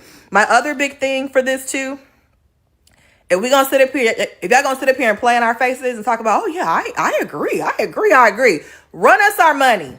As MLK said, when we come into DC, we come to get our check. If y'all want to say all this, give us our money. Bear with me. Okay, just so we can be clear, all right, let's be very honest with you. A lot of people, there's a lot of people who are going to agree with the fact that Byron Donalds is kind of getting called out. Let's be real, Byron Donalds is getting called out, and we're starting to see this with a lot of the tethers, to be honest. If you notice, if you guys have saw, I did a video like a couple weeks ago about Myron Gaines at a Turning Point USA event. And I said that they didn't let Myron Gaines in. Why didn't they let him in? Because, he's not an effective tether. Tethers are only effective if we allow them to be effective. That's the secret that they don't want us to know. We have to allow them to become effective because we are the people who bestow legitimacy on somebody. Our thumbs up or thumbs down will make or break somebody. That's the thing. So the fact that we're not bestowing black legitimacy on Byron Donalds, on Myron Gaines, on Kamala Harris, they're not able to get far ahead. They need us. They need us to pull them up. Okay? It's up to us to pull them up. And the thing is that we've been pulling up anybody who've asked for it. And now we're saying, hey, all this pulling folk up, we done with that. That's over with. Yeah, that's just over with. We don't pull nobody up no more. And that's their issue. So because we're saying, hey, well, I mean, Myron, you can talk all you want to, but you're a tether anyway, so it doesn't matter what you say. Yeah, he's not that effective no more. When you speak against reparations, yeah, but you wouldn't even qualify for it. Well, why do we need to debate Candace Owens about reparations? She's Caribbean. Why will we even have a conversation with Byron Donalds about reparations? He's Caribbean. Wes Moore, yeah, you broke reparations. You're Caribbean. Or you vetoed reparations. You're Caribbean. When we call people out, then it makes their tetherism ineffective. Okay? And the reason why is because you've had the people in the dominant white society, you've had people who want to platform Candace, who want to platform Myron, who want to platform Byron Donalds and all of these other tethers. They give them these big platforms so they can speak against us, and then they can go around and say, hey, black people, it was a black woman. A black woman said it, so it's not racist if she's one of you people. So you guys do need to pull yourselves up by your bootstraps because she's black, and she said that you guys were lazy. She said it. I'm gonna show you an example. I'm gonna give you a perfect example. These are the type of people that they want to have on here. Okay, let me play this. And here's the unscrupulous part about it. The tethers know it. They know it. The tethers know what they are doing. They know it. They know the game. This is why we have no mercy on them. This is why we cutting ties, because they know what they're doing. They know that they're undermining people. They know that. Okay? Look at this video. These are the people that they want to platform. Because she's black, she is a black girl, so she's black, and she said that you guys are lazy, so It's not racist if she said it. She's a Negro like you. And Black American people, can y'all please stop talking about what the white man is doing to hold y'all down? I got friends who couldn't afford tissue growing up, so they used to go in the bush and use a leaf to wipe their doo-doo, their shit. Where are they from? Country, Jamaica. And all of them just bought their girl Benzes this year. Wait, I don't know if all of them was wiping their doo-doo with leaf, but all of them came from nothing, and all of them got their girls Benzes this year. And it's not about the Benz or the bags. The point is, life in other countries is harder than it is in America. Immigrants come here and have it harder than you as an American, and they still make it happen. They buy more land than you, and they don't even go here. They're not from here. And you still talk about what got taken from you during slavery? I know Grabaleaf owns a jet. A man that is not from your country owns a jet in your country, and you talking about what the white man did to you still if you don't. And girls, I hate when you say I had to become a stripper, I had to sell pum pum because life was hard. I'm a Jamaican woman. I chose to stand up in the hot sun and sell water to get capital to start my business because I can go back home and see what real hard life is. So I'm grateful for every opportunity I have in this country. And many of us successful immigrants, we didn't have food stamps, Section 8, none of that. And we got more than you in your country. So stop talking about what the white man is doing to hold you down. You're holding yourself down with your mindset. You're unstoppable, king and queen. That can't hold you down. Fuck. Okay. All of it, come on now. Your Nicki Minaj impression needs a little bit work. It needs some more work. I know what you were trying to go for. That whole Nicki Minaj feel and the way the mannerisms and the talk. Yeah, your Nicki Minaj needs a little bit of work, sweetheart. Come on now. She tried to give the whole thing. That car is most likely rented. All of these. I came here and I worked with $5, and I came here. I was washing. I was cleaning myself with my hands and leaves. Okay. So if you doing that, y'all should be the last people talking. Because we, even during slavery, wasn't doing that. Even during slavery, we wasn't doing that. Even during Jim Crow, we wasn't doing that, just squatting out. Nah, we wasn't doing that.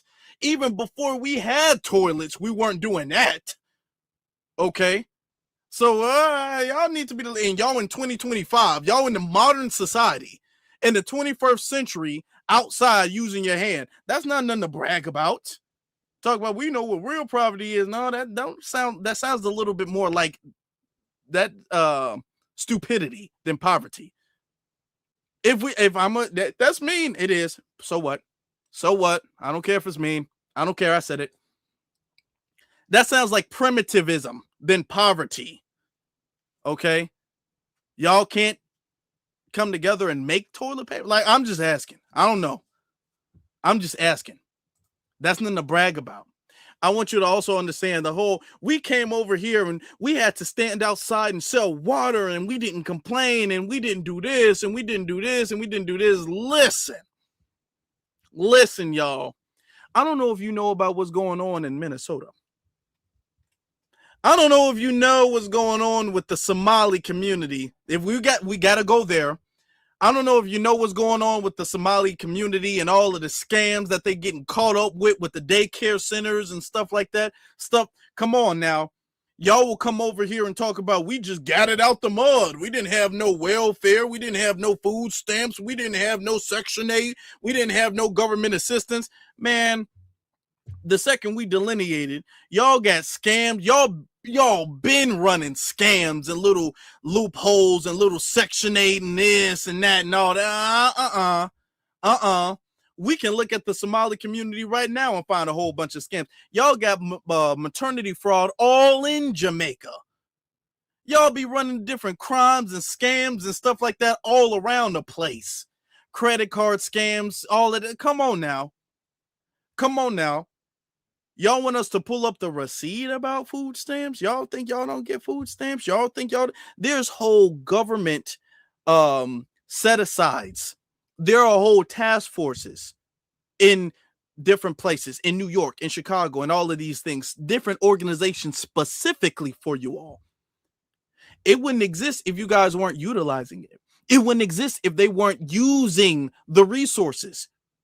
They got specific Caribbean task forces, not task forces, different caucuses. That's what I meant. Caucuses. They got the Haitian caucuses. They got Jamaican caucuses. They got Caribbean caucuses. They have African caucuses. They have all of these different specific caucuses specifically for them. That wouldn't exist if they weren't utilizing the resources. That wouldn't exist. They got specific handouts and set asides for them. We don't got that for us.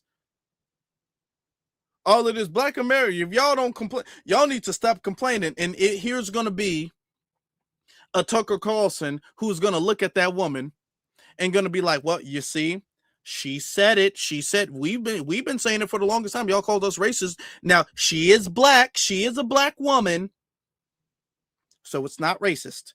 So that's why we all like, okay, all right. She's not FBA. If y'all got it like that, y'all so hard working like that, go back to your own country. Go back. And then people want to be like, y'all so divisive. Y'all so mean. Y'all sound like white supremacists. We sound like white supremacists. We sound like white supremacists, but she don't.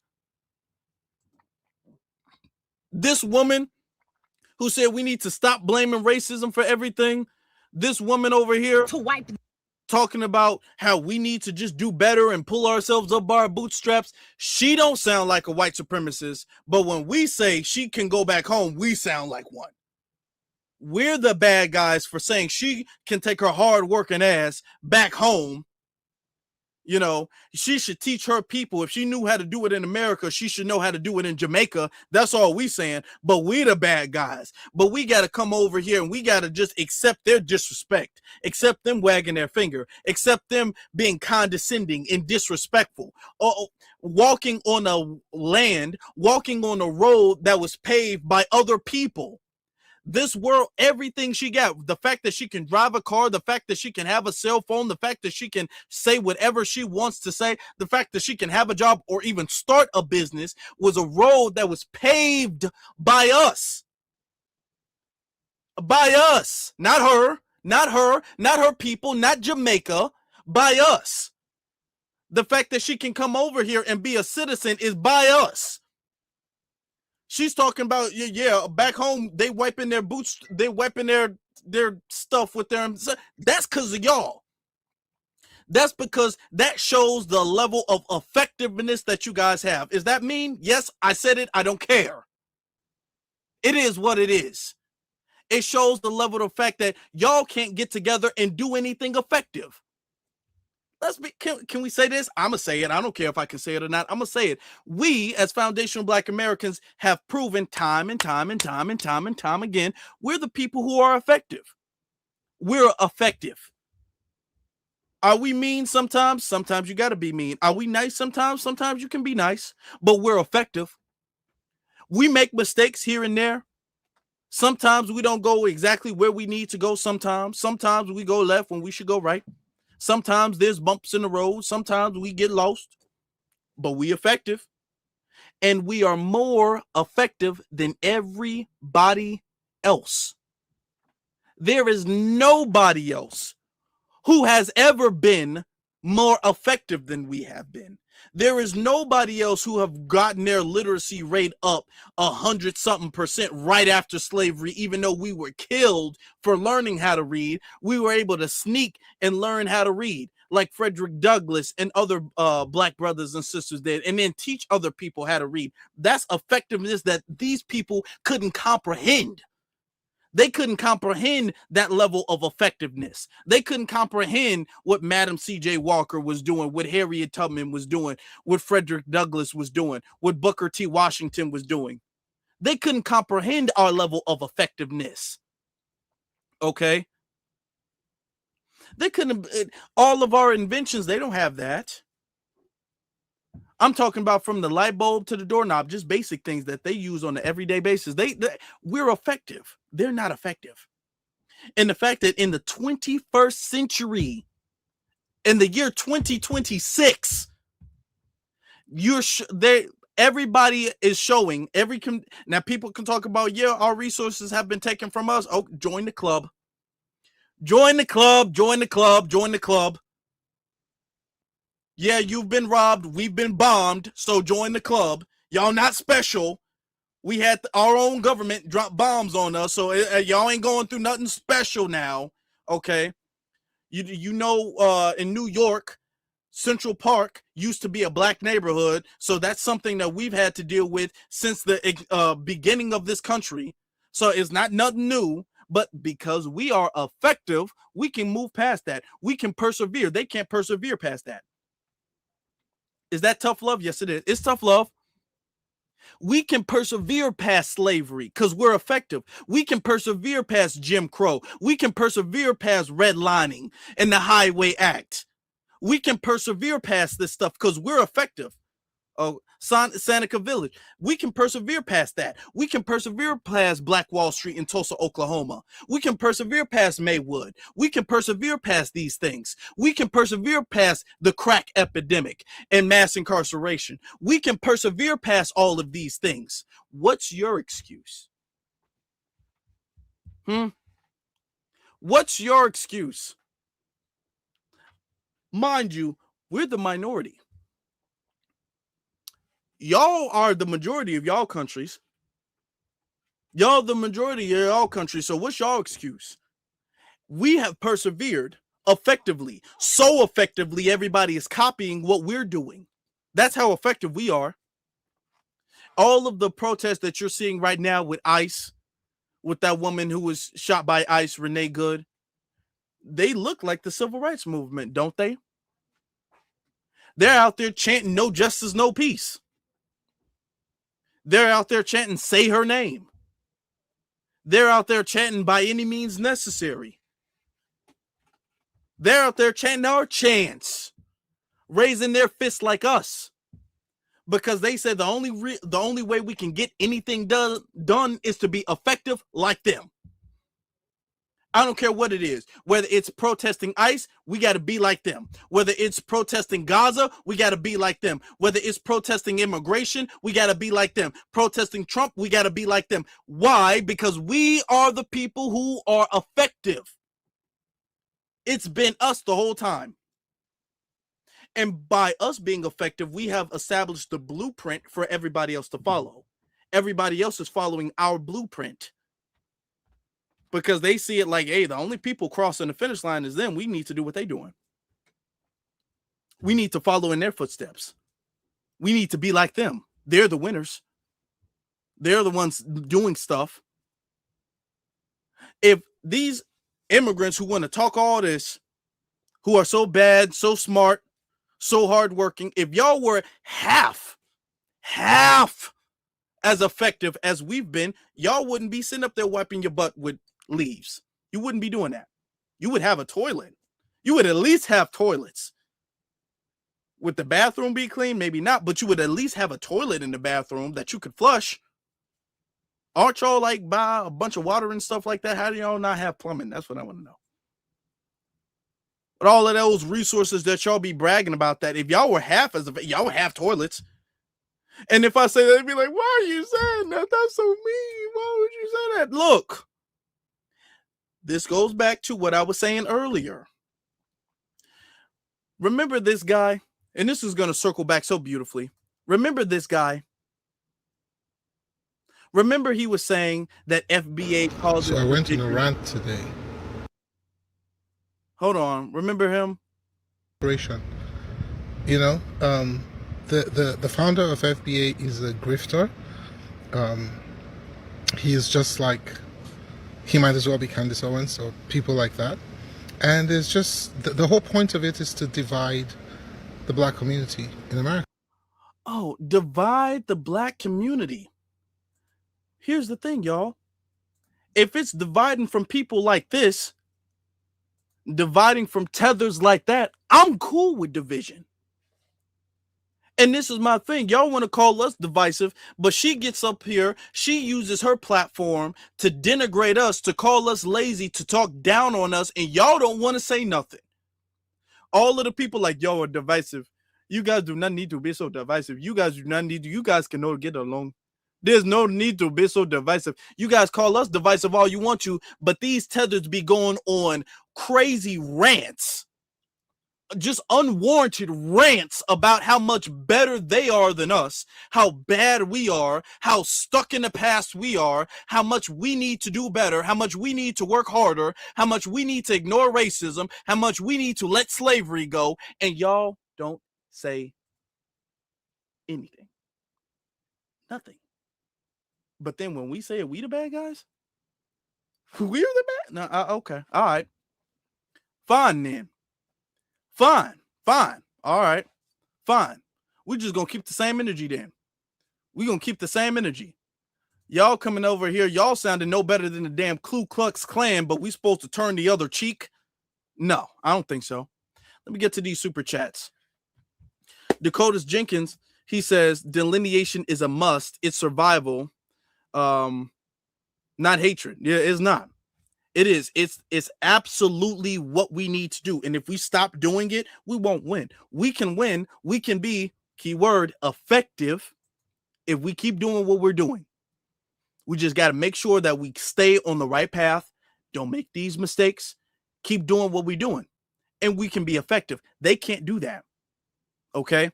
It's survival. We need to be effective to survive. Okay? First Class Citizen says, no, it's exactly the wake-up call Donald Duck Byron needed. And the dude that called him a slave is Colombian, most likely mestizo heritage. Yeah. Notice he didn't refer to himself as a heritage American too. And you can kind of tell he's not really one of those heritage American whites, those OG whites, those American. He's not really one of those. He's an immigrant too. So he got a lot of nerve calling anybody a damn tether, but yeah, he got a lot of nerve. That's why I'm not backing up James Fishback. And listen, do you guys understand how much he probably was made fun of in high school? Public school must have been brutal. Can you imagine if your last name is Fishback? Man, you must have been homeschooled. I know his parents had to homeschool him. I'm saying your last name is Fishback. I know his mama probably, if she did get married to his daddy, probably got a hyphen by the name. She all like, I'll marry you, but I'm keeping my last name. I don't know about that. Fishback. Oh boy. No wonder he's evil. If you got a last name like Fishback, I can see you turning out evil. I understand why you hate the world. I get it. I don't approve of it, but I can understand why you would hate the world if your last name was Fishback. I understand why you just feel like life isn't fair. You can be born rich, born super wealthy and all that stuff, but your last name is Fishback, though. You would just be walking around with like a grudge on your shoulder forever. Okay. What if he's allergic to fish too? Like, what would the irony be? I'm playing. I need to stop. But what would the irony be if he was like allergic to fish? If he had a crazy fish allergy? Like, what would the irony be? If his last name is Fishback, but he got like back off of fish. Like, let me stop. Boy, I just know. Oh my God. What a last name. Okay. That is something else.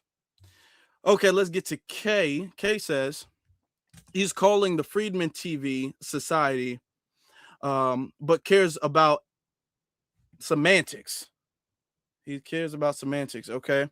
They're quoting terms. Heritage American quote came from Vivek at Turning Point USA. Don't get caught up. We need to be calculated. That's true. That's very true. All of that Heritage American stuff, hey, we got to make sure we know what we're doing. And we know what they're doing. Don't fall for that trap. It's a trap. Don't fall for it. Okay. Cake also continues saying we can't be emotional. Use them as we've been used.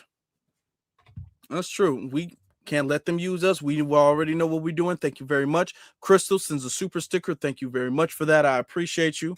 Lean says, how many white people would qualify as, quote, heritage American anyway?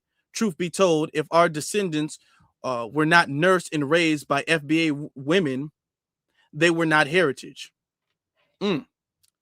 Let's be honest, even though the term technically we are heritage, I mean, we do have a heritage to America, but let's be real. Where does the heritage start and stop? That's the question. Because we know where the foundation starts and stops. When you say heritage, how far does heritage go back? Where, you know what I'm saying? Do you understand? So like heritage goes back where? Heritage includes who all. See, when they use their term, they get to customize who gets to come in and who doesn't. Where does heritage Americans start and stop?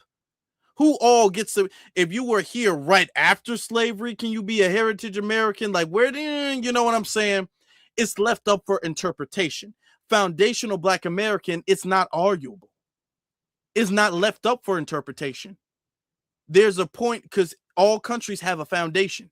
There's a point where the country starts and then the country is established. There's a time limit.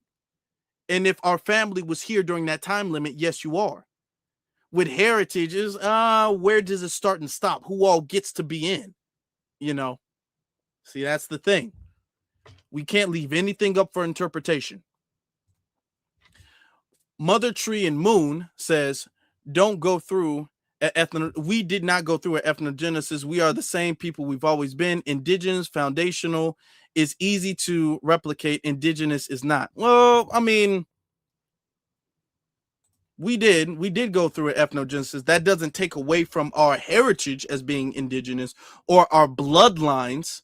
You know, there's a lot of FBAs who do have indigenous bloodlines, but ethnogenesis just means the birth of a new genealogy, a birth of a new ethnicity. It's ethnonym, that's our ethnicity, and then genesis, the beginning. So it's the beginning of a new ethnicity. It happens all the time.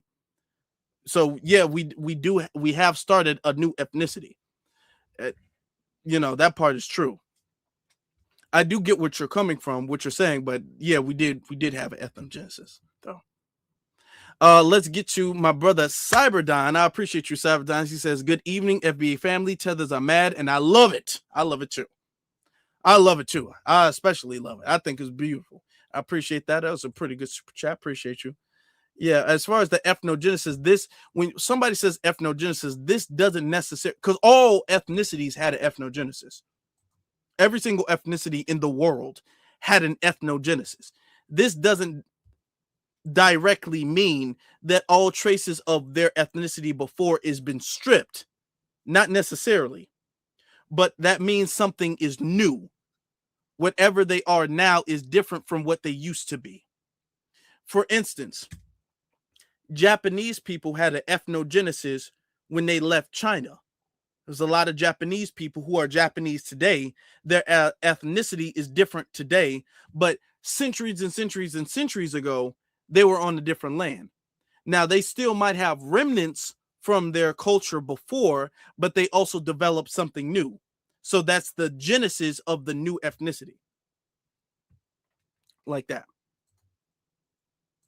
Okay. Let's get to the other super chats. I appreciate you all. John says they got busted with a 700 million and fake passports. Look it up. Yeah, a lot of them did. A lot of these tethers, they've been running scams, and we've been calling it out.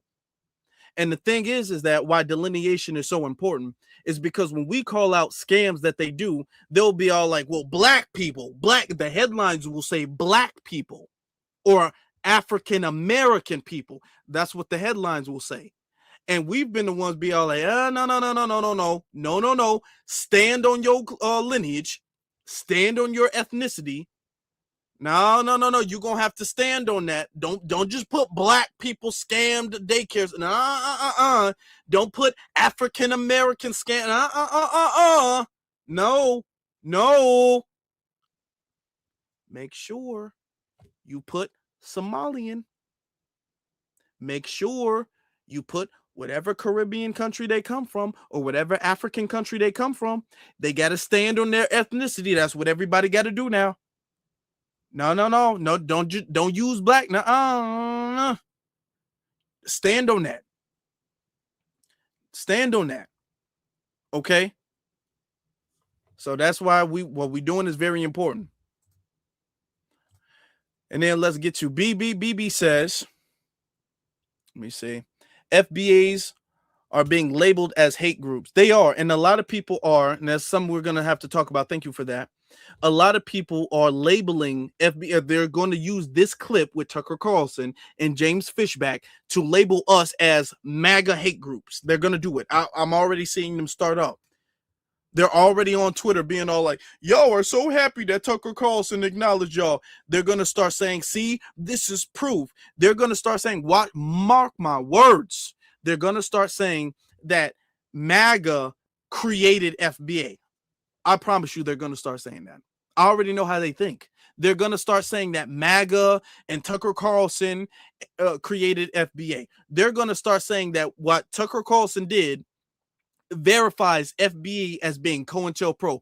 I already know, because their whole mission is to dismantle what we're doing, is to derail the movement. So they have to put this stain on the movement. So that's why they keep referring to us as MAGA. That's why they keep referring to us as COINTELPRO. That's why they keep referring to us as a hate group, to put a stain on the movement. But we can't be stained. We can't be stained because we're not doing anything wrong.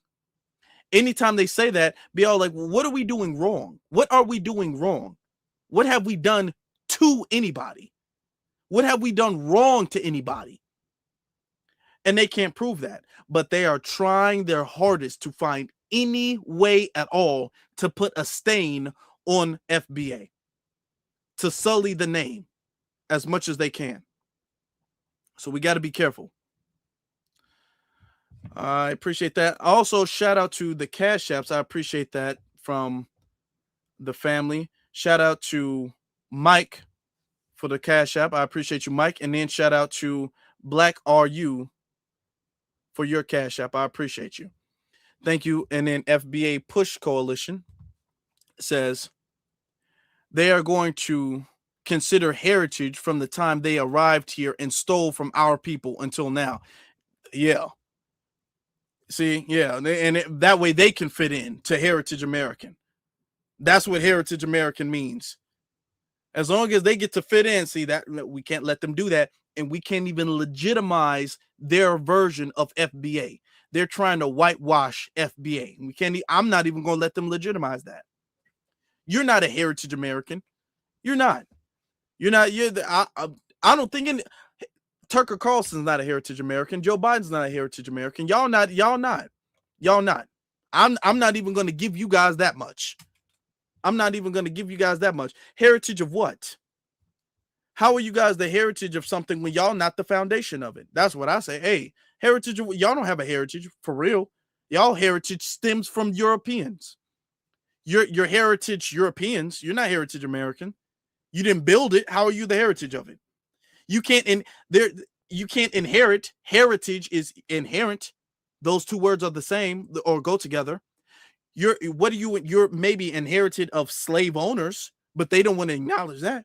You're not inheriting America because America didn't belong to you. You didn't build America, so how are you a Heritage American? I don't even want to give them that. They're trying to give us Heritage American. Y'all don't even deserve Heritage American. I'm not even going to give y'all Heritage American. No, you are not no Heritage American. I don't acknowledge y'all heritage at all. No, the only lineage I acknowledge is foundational Black American lineage, because y'all didn't build nothing. So how are y'all the heritage of anything? Okay, y'all heritage thieves, the heritage of thieves, the heritage of slave owners, the heritage of that. Yeah, I guess I can give you that. I can't deny it. But Heritage American, no, I can't do it. I can't give y'all that. Okay. A couple of super chats. Okay, this is facts. We've done nothing wrong. I was shocked when I saw a hate group labeled in Chat GPT. It's Baby, not BB. Okay, Baby. I'm sorry about that. From Louisiana. Shout out to Louisiana. Appreciate you. All right. Appreciate that. Yeah, and they're going to start doing that. They're definitely going to start doing that a lot this year because it's an election year, and they don't want us to have any influence over political views. So they're going to really be pushing super hard to label us a MAGA hate group. That I swear they're going to be doing that. Okay. So just be ready for it.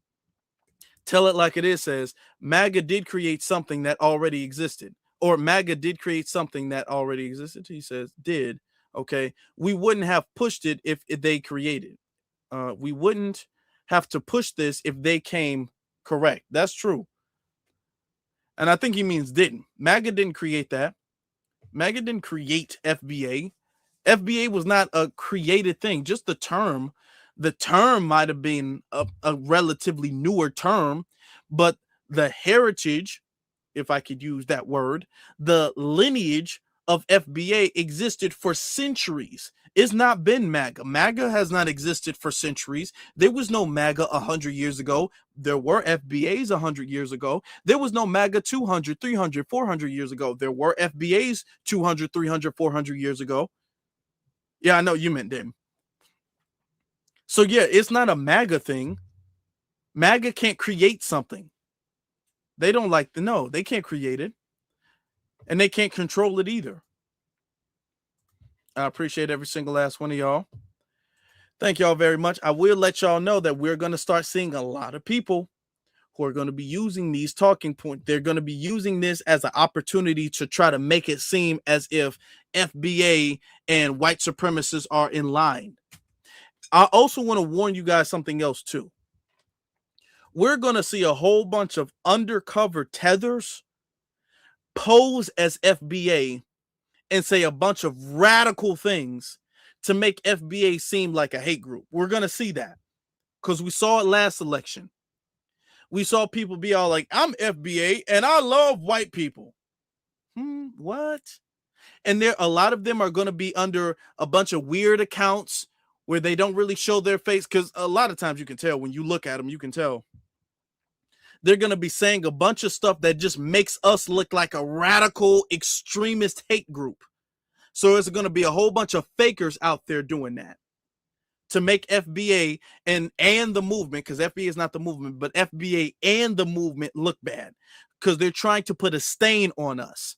So we got to be very careful. When you're seeing a whole bunch of people just pop up out of nowhere that you ain't seen for years, and they just kind of sprout up out of nowhere and say random crazy stuff, just notice these people are COINTELPRO. These people are here to derail the movement. So we got to be careful and we got to be watchful of that. All right. And Varian, he says, thank you for speaking the truth. Appreciate you. I appreciate you. And I thank you for being here.